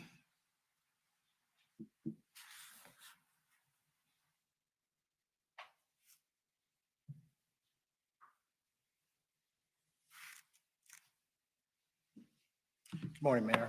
For the Good morning. record, Brendan Miller, I'm appearing as counsel for Freedom Corp, which represents the protesters that were in the city of Ottawa in January and February. How are you doing? Good, how are you? Long flight. I love driving through Coots. Yeah. So beautiful part of the country. So if we could please bring up, it's the document that my friends have already referred to from the federal government. It's the Canada document ending 8500 that was just up.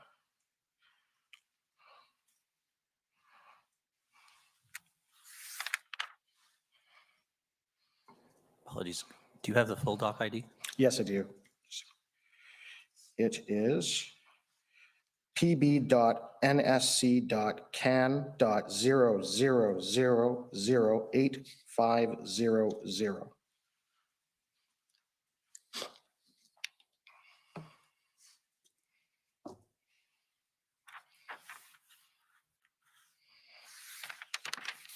Okay, and could we please scroll to page 32? Verse. It's just loading still.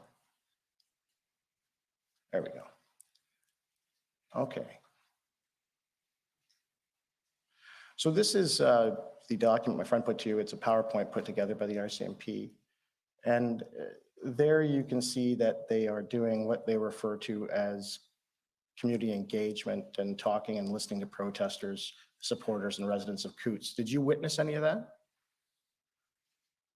Not personally. Yeah. Only online. Right. But you ended up going and speaking to the protesters yourself too, didn't you? Yes. Right. And I understand that when you did that, you ended up doing an interview with CTV and City News about that experience. Do you remember that? I don't. Okay, well, let me ask you if you remember saying this. I just want to put this is a statement that's been attributed to you. I wasn't negotiating or anything else. I was just there to find out if they were as bad as some people have said, and they're certainly not. Do you remember saying that? Sounds like something I would say, yeah.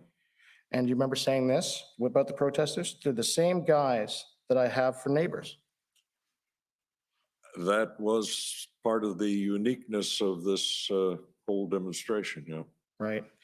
And you also said they're the guy that owns the farm up on the hill, the guy that hauls for local businesses. Do you remember saying that? Probably did. Right. And this situation, I understand, polarized your community. There was, the community was essentially divided by half supporting, half against the truckers. Is that fair? As I said earlier, probably 70-30. 70-30. On a good day, yeah. Right. And was that 70-30 in support, or which one was in the 30 and 70? That would have been supporting the protest. 70%? Hmm? Or 30% supporting the protest? No, 70. 70%. Yeah. Okay. So the majority of your town. Majority of the town was the feeling I got. Yeah. And there was signs up and flags of all kinds that were on residences of your town's property. Is that fair? A few, yeah. And can you tell me about some of the ones you saw and describe them? I know some of them were a bit vulgar, but if you'd like to. Oh, everybody has seen them. The Trudeau flags, The ones say F Trudeau? yes. Yeah, okay. Some of the Gadsden flags that don't tread on me. A lot of Canadian flags, many of them inverted, which I wholeheartedly do not approve of. Yeah. And those flags were in your own community? Yeah. Put up on the property Yep, of your own a residents? lot of US flags. Yep. Okay. And because you're right on the border with Montana there, right? There is an intersect between the population in Montana and Coots. Is that fair? Yep. Yeah. And can you explain, how long have you been in rural Alberta politics? In rural Alberta politics, since I was elected to council, we had this discussion. 5 years ago. Okay. And what's the vibe you get or the interactions you have with your residents with respect to their support or lack of support for the federal government as it currently is composed? Well, I'll quote my CAO, Trudeau hates us. And that's basically, you could talk to anybody there. There's a great dislike for the federal government on a Okay. high percentage. And what is these dislikes? What are they about? What are these people's grievances in your residence and in that area?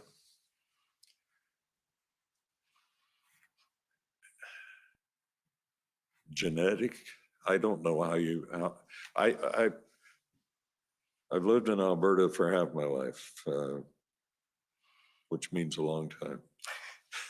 And I've seen this us versus them thing grow, east versus west. I spend too much time on social media. But the feeling, smarter minds than me have tried to figure it out. I really don't understand the great dislike for the federal government. So there was, I don't know if you got the opportunity to watch. Did you watch the testimony of Ms. Tamara Litch in this proceeding? Because it was played out on TV. I saw some of it. Do you remember when she said that a lot of Albertans feel that they don't have a voice because the elections that are resulting in the elections of NP and the federal executive are determined before they even vote, and that they just don't feel represented in Ottawa? Do you remember hearing that? Yeah, I think I heard that, Joe. Is that a general grievance that you've heard some of your constituents and that you've heard some of rural Albertans and other Albertans talk about? I believe so. Mr. Motz would probably disagree with the part that they're not represented, because he has represented us very well from that area. But I think just talking about that is a problem that anybody that has studied politics or government will agree with. The fact that you've got a mass of population concentrated in the east and you don't have in the west. And if you do just by votes, it's very difficult to feel like you're swaying anything when all of the election returns come in, and by the time you're voting, it's already been decided. So I can understand that. Are you aware that with respect to the protests in Ottawa, it's been reported that Albertans made up essentially almost half of the individuals that were here? I wasn't aware of that, but it doesn't surprise me. Thank you. Yep. Okay, next is the Democracy Fund, JCCF. Yes.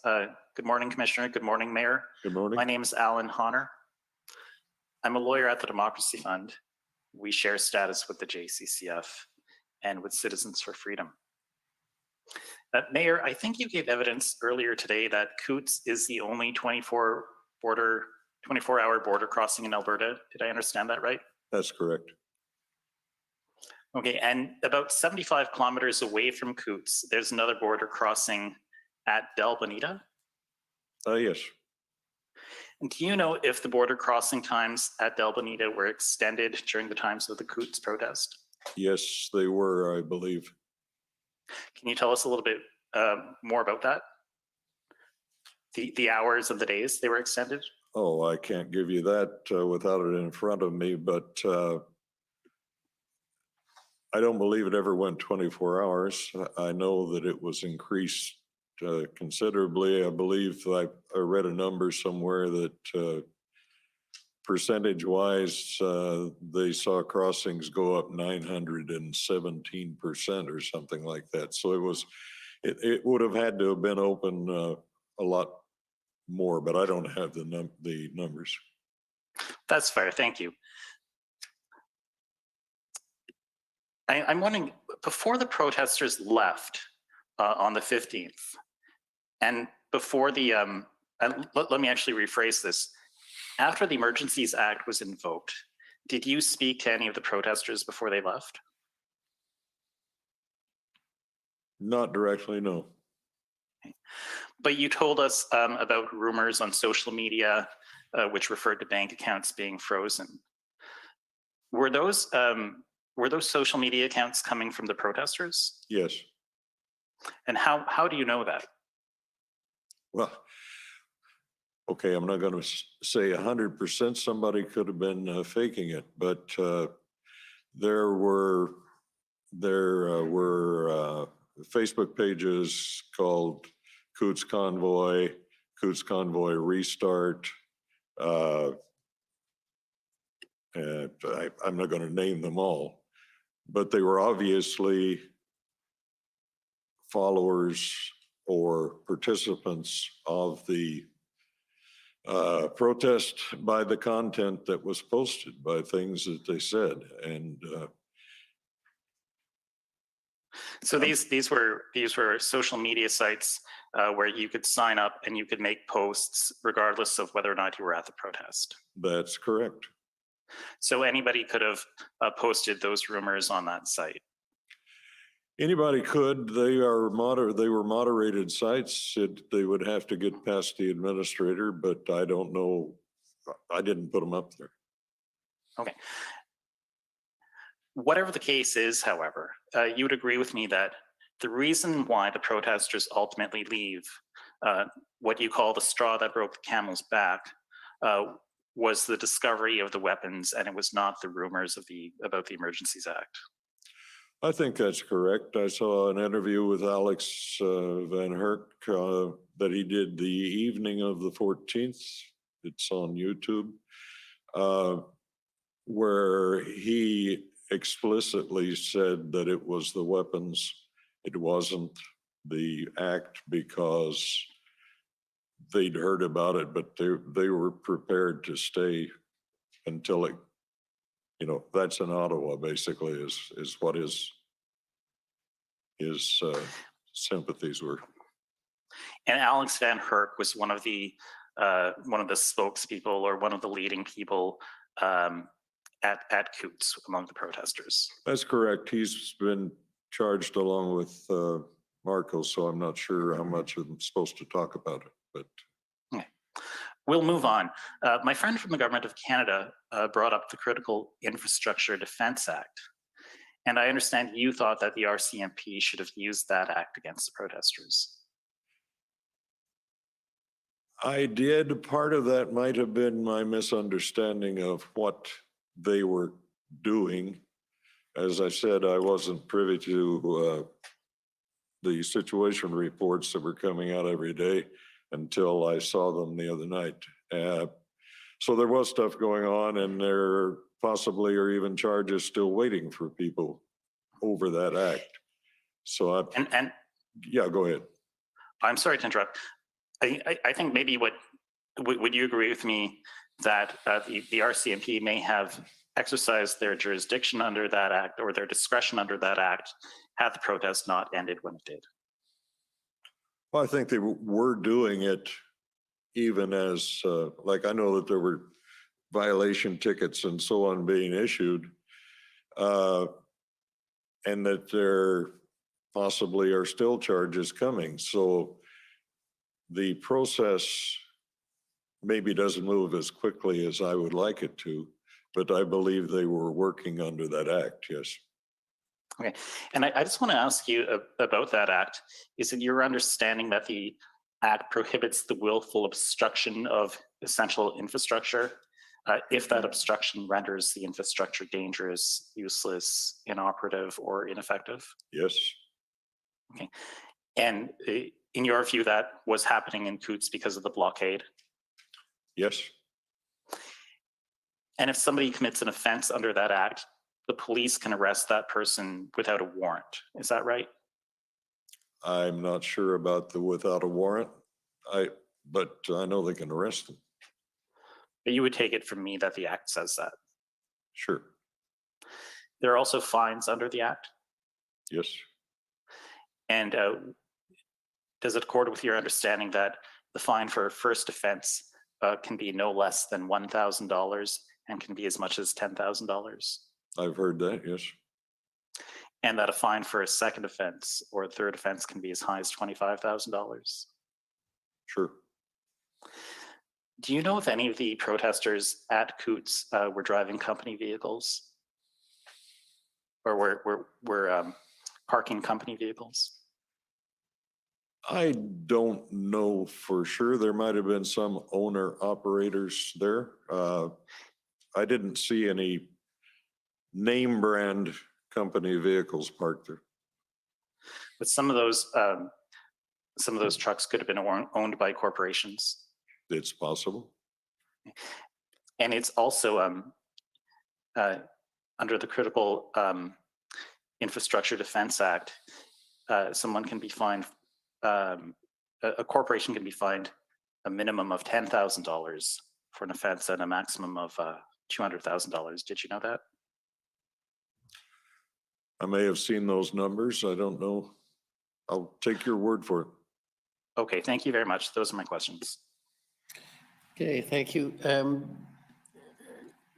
Mayor Willett, do you want to add anything? We're done the cross-examinations. I'm just going to ask for whether there's any re-examination by the Commission Council. So I'll let the re-examination go, and then I'll give you a chance to add anything if you'd like. Okay. Yes. Yes. Okay. I just have two brief questions for you. Just to clarify a point. When you were talking about your discussion with Mr. Evans about the arrests on the 14th, I think you kind of trailed off a bit under your breath and said something about the weapons were all fake, something like that. Is that something Mr. Evans told you?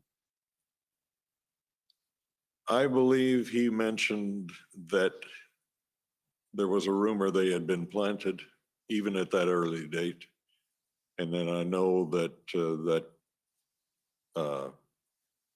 YouTube video I saw of Mr. Van Herk, where he also said he didn't believe that they were real, but they were gonna, that was what was being said, so it was what happened. But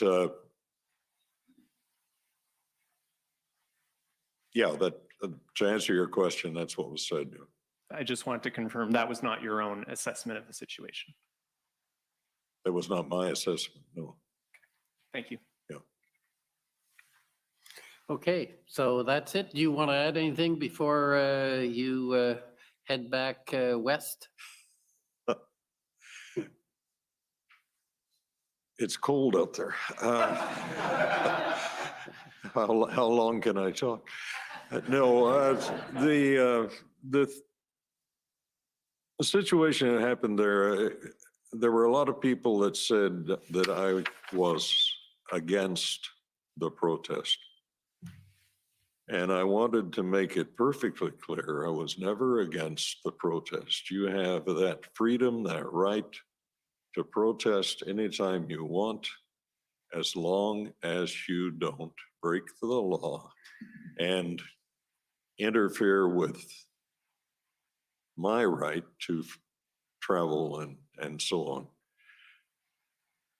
I mean, in a way, I participated in their protest because along with the other border mayors, we communicated with the federal government saying this is not right to treat these guys after the 2 years as if they suddenly become pariahs or something.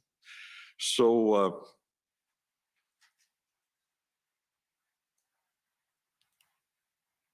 the biggest problem that I had, and I still have, understanding blocking that highway was who you thought you were damaging. You were damaging your neighbors. I had stock movers who couldn't move cattle because it was blocked. That's a whole part of a chain. People grow their stock. They plan for a particular date to deliver it to the feedlot. So they've got feed for X number of days. Now that's backed up. Now they've got to try and find feed. Well, gee, the feed comes from the other side of the border. They didn't take into consideration the fact that, yes, they made a big splash, but they were hurting the very people that they figured they were helping by getting the mandates off. We're a very agricultural area. I mentioned that I'm the chair of a regional economic development initiative. Our whole emphasis is on helping to establish that Canada Trade Corridor and the food corridor with all of the potatoes and sugar beets and pulses and all of those products. That's our main emphasis. And when you stand there with your foot on my throat and say, you're not going to go through here anymore. And what you're doing is you're actually choking the livelihood of all your friends and neighbors. And even if they sympathize with you, when they go to the grocery store and there's no fresh produce there because it's on the other side of the border, it's something to consider.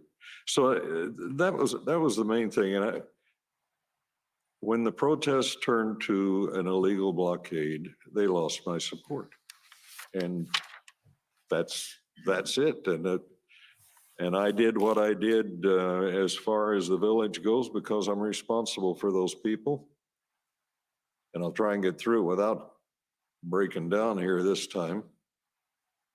But there were people.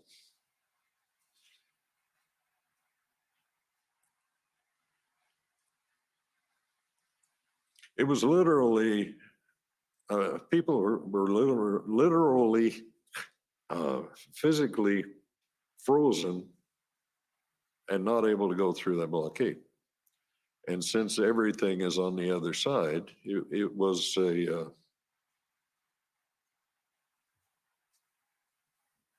tough situation. But we're not here to argue about that anyway. The feeling that I got, to be truthful, is, which I have to be, right, is that the federal action had very little to do with the resolution of the blockade there. I think it was the police action, the finding of the undesirable element. I know that happened. I've talked to neighbors who saw the actual police action that night. It wasn't carrying in weapons and planting them. It was a raid with SWAT type vehicles. We had a field hospital set up at the fire hall and that kind of thing. So it was a very serious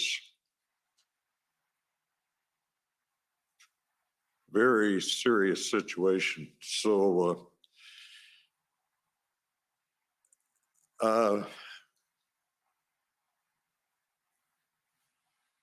and one last thing, I'm very complimentary of the police. The RCMP handled themselves very well.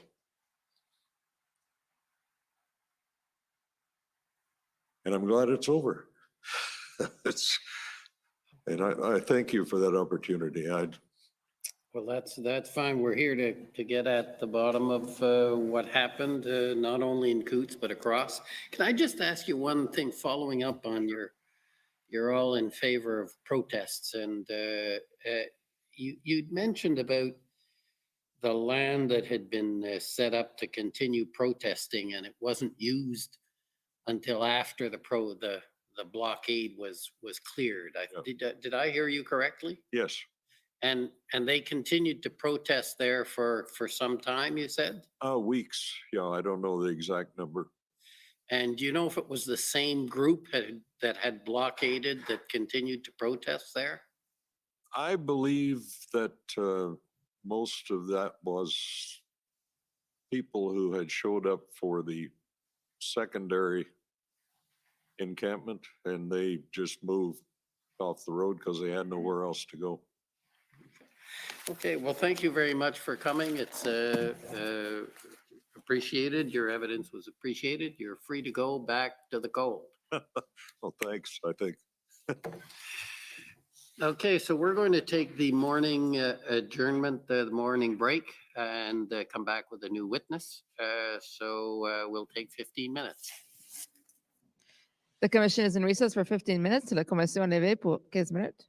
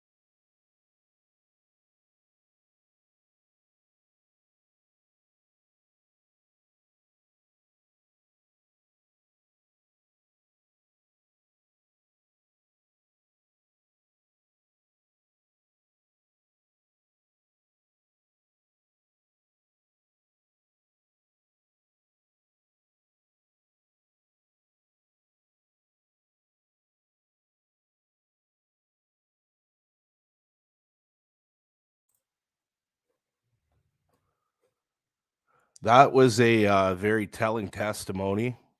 That guy was all over the place. I don't even know what to say. He, you know, like he basically started out when the government of Canada's council started to question him by saying that, you know, essentially we were nothing short of domestic terrorists. And as he got through the interview, you know, he started to speak of how this was his next door neighbor. This was the person down the road from him. This was the person he ran into the grocery store, and what have you. So I don't know how credible everything this man said was. I'm sure they're going to use his age to, destroy a lot of the things he said. However, there was something that this man said. Hold on a second. That was pretty unbelievable.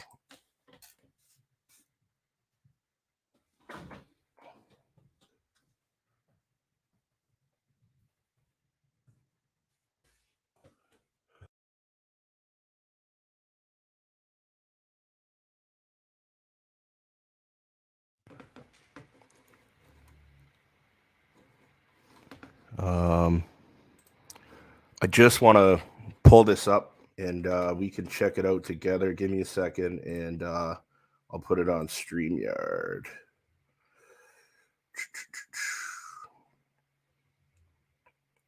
Stop screen.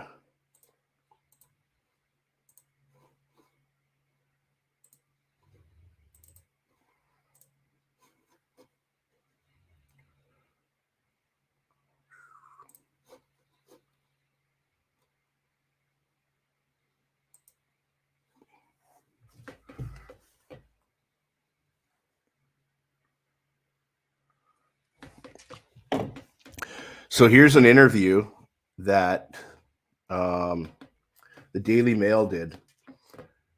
Exclusive.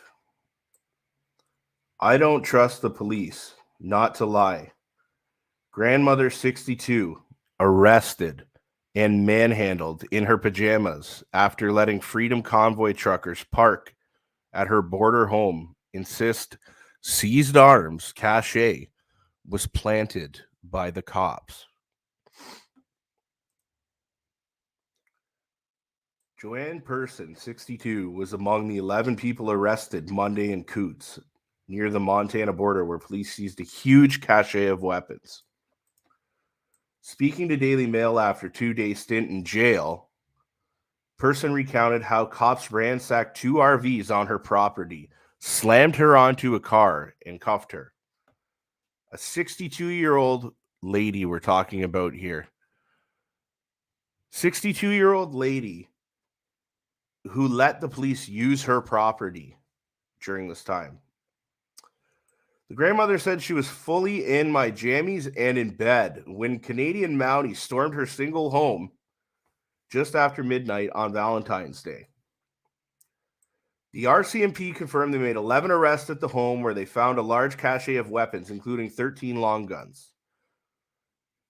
Person who had been hosting Freedom Convoy protesters, including 2 trailers at her property, was charged for mischief and possession of a weapon. But she claims she has no idea where the firearms came from, noting she only has a .22 caliber rifle used to shoot gophers that police found in her closet. I don't trust the police, not to lie, she said. They tried to tell me I've got 16 guns in my home. I don't think for 1 minute they found those guns here.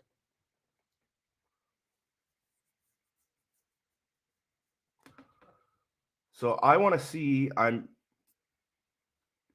wondering if the mayor, I think they reached out to the mayor here. I just want to see what he commented on.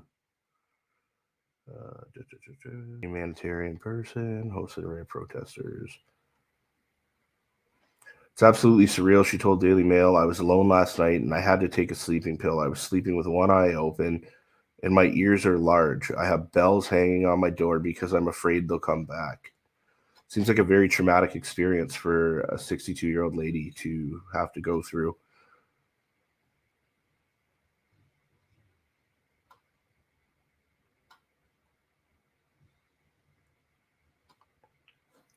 She explained the gun was a gift from her late father and only served one purpose. I shoot gophers with it. So does everyone around here, she said.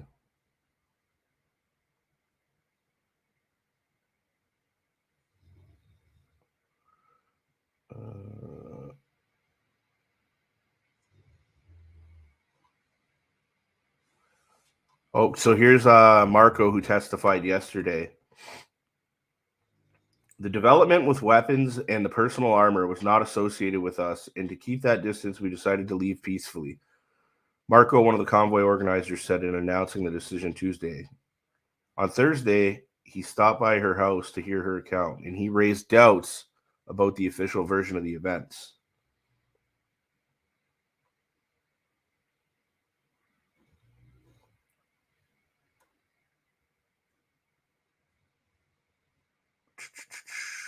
He said the person had been nothing but helpful to him and the other demonstrators.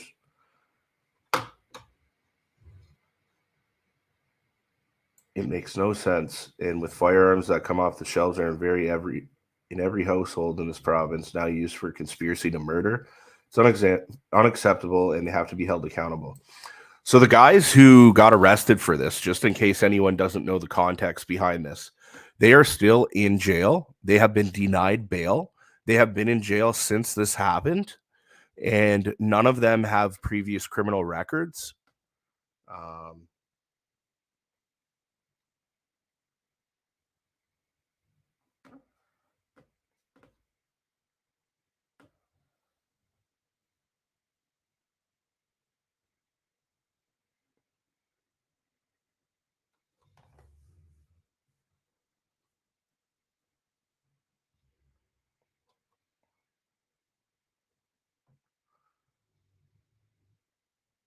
The ones I met were all good kids. Super Bowl Sunday, everyone came in to watch football in the living room. The warrant obtained by dailymail.com doesn't mention anything about guns or a violent plot, only that authorities believe mischief of 5,000 has been committed.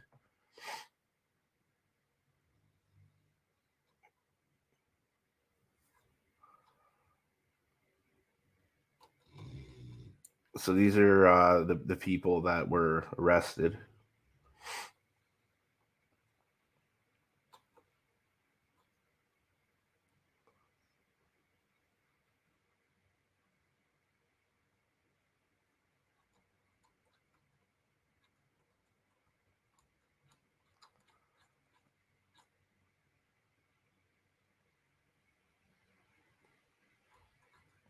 Okay, my bad.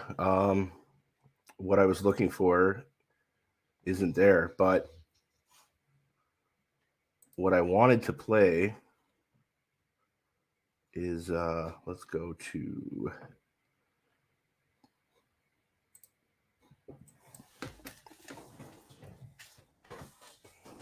YouTube.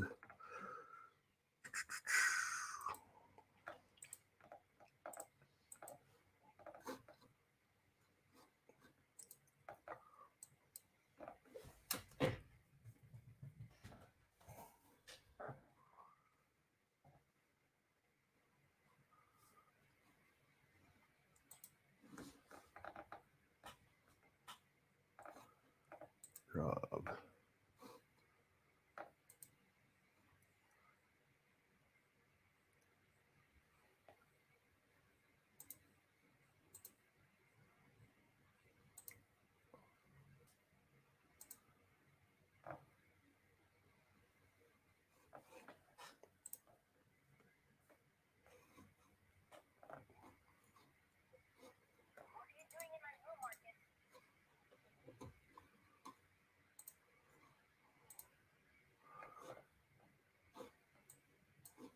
Okay, let's listen to this part for a second here, because this is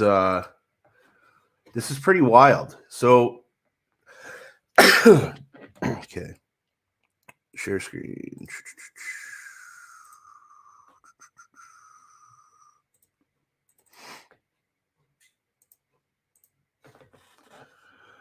Okay, so a lot of people miss this, but when the mayor from so a lot of people miss this, but when the mayor from Coots was up there, he said today that the guns that were found were fake. And I was like, what? As soon as he said that, I picked it up and I heard it, and I started messaging a bunch of people, and I'm like, did you guys hear that? Did you guys hear that? He clearly came on here for a purpose to say this. Like, the question wasn't even asked, and he put that out there on, like, clearly. I feel like it's because he feels terrible for all these political prisoners who are locked up in jail right now in Coots and can't see their families. They like, One of the guys I heard about has like 4 children and is a hardworking father, works like 70 hours a week, owns his own business. Like, this is absurd. Like, there's clearly some kind of operation that went on here. But here, let's play it back. So if any of you missed this, check it out. Obviously nothing confidential, but talking about stuff. And so he had let me know that day, first of all, contacted me to know if I knew how to contact the person who had been arrested.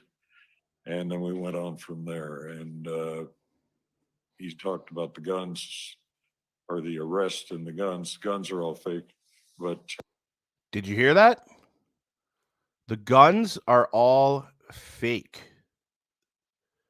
He mentioned the arrest and the guns. The guns are all fake. Listen again. He's talked about the guns, or the arrest and the guns. Guns are all fake, but the fact that people don't want anything to do with it. So he explained to you that day that he spoke to you about the RCMP's arrest, and did he explain to you that that was one of the reasons why the protesters had decided to leave? Yeah, that's the feeling I got. I don't know if he actually said that or not. In my mind, at this point in the time, it's well, yeah, that's what he said, but unless I see it in writing, I'm not going to say for sure. All right, guys, it looks like the commission is about to come back in. So we'll go back to that, of course.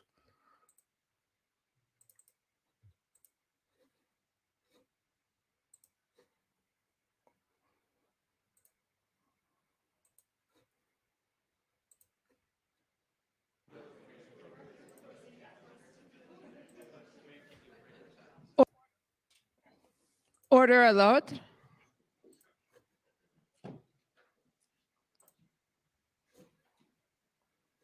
The commission is reconvened. La commission reprend.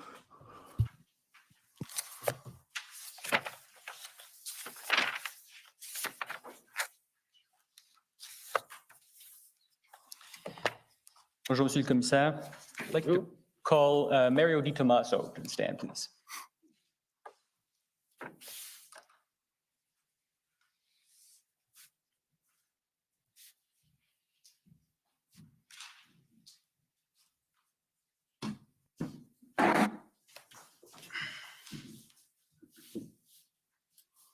Mr. Di Tommaso, will you swear on a religious document or do you wish to affirm? I would like to swear, please. We have the Bible, the Quran, or the Torah available? The Bible.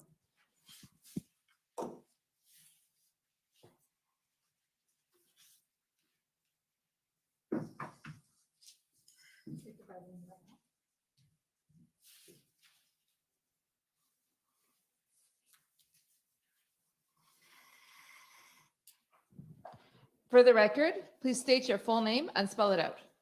Mario Di Tommaso, D-I space capital T-O-M-M-A-S-O. Do you swear that the evidence to be given by you to this commission shall be the truth, the whole truth, and nothing but the truth? So help you God. I so swear. Thank you.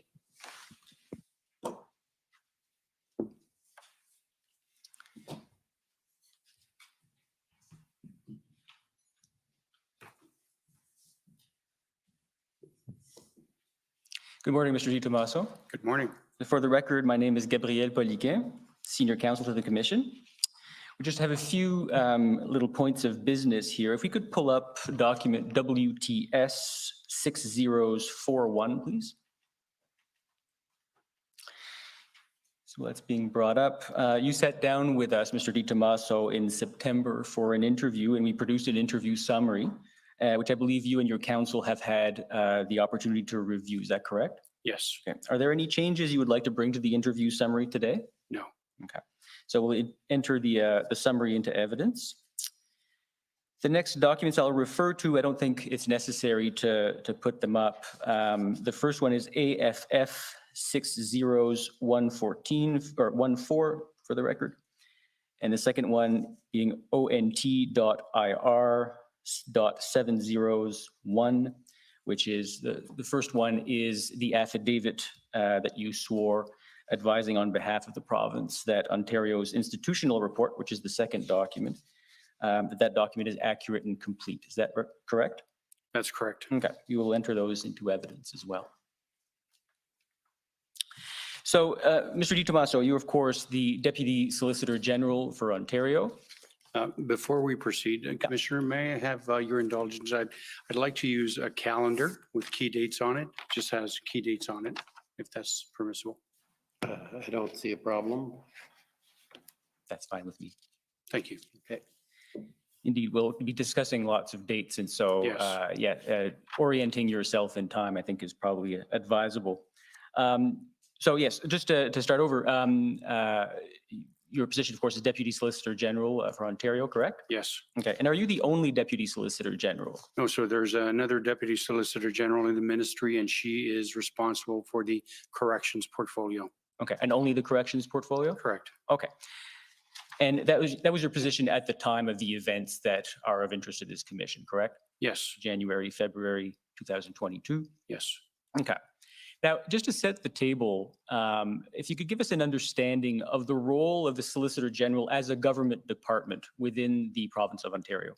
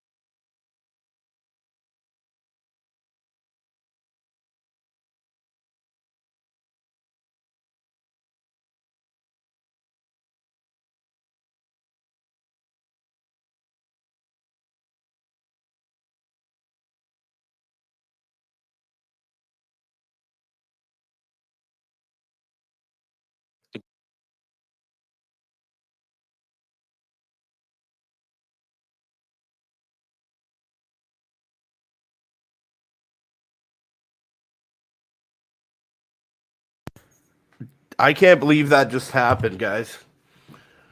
So for anybody who's on here right now, just so you know, if you missed that part, I didn't just like bail on you guys. This guy literally just dropped on camera and they cut the feed right away. I'm going to post it in a second so you can share it out there because people need to see this. Enough's enough.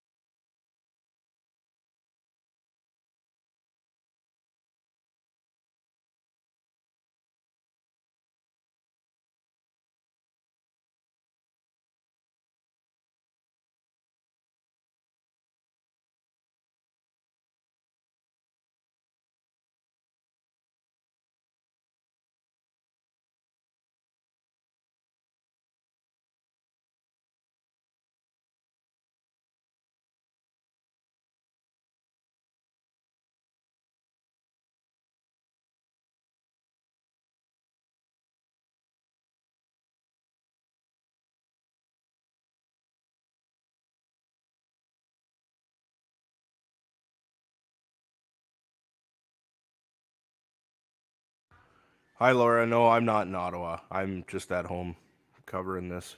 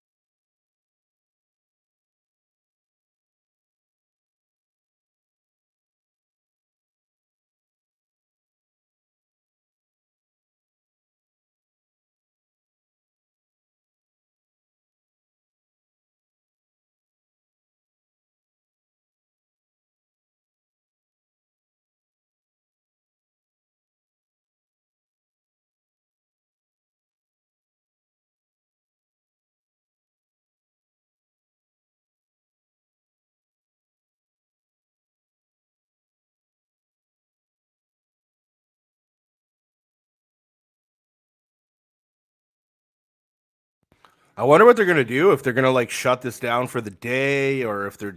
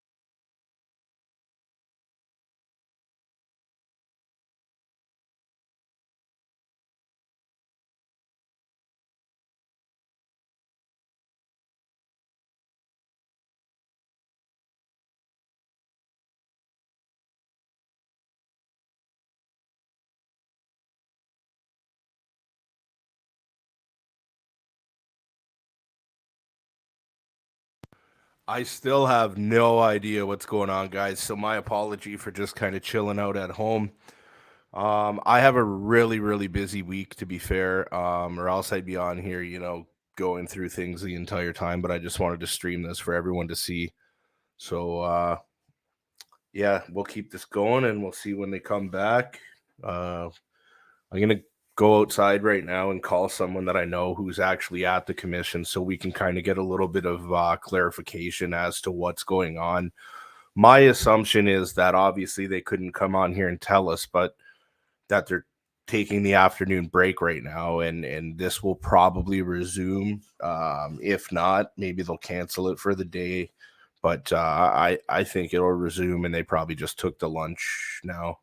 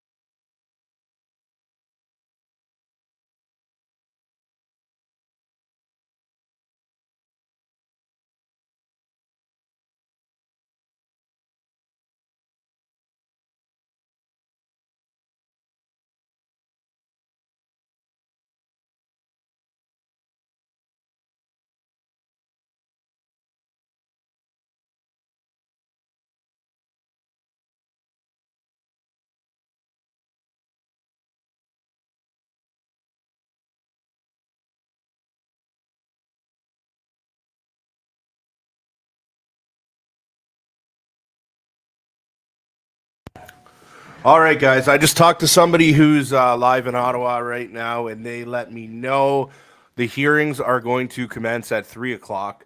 I'm going to shut down this stream for the time being, but I will come back at 3 o'clock. So if you guys want to come on here at 3 o'clock and watch again, just set your notifications up on YouTube or Facebook to notify you when I go live, and you'll see it there. I'll see you guys at 3.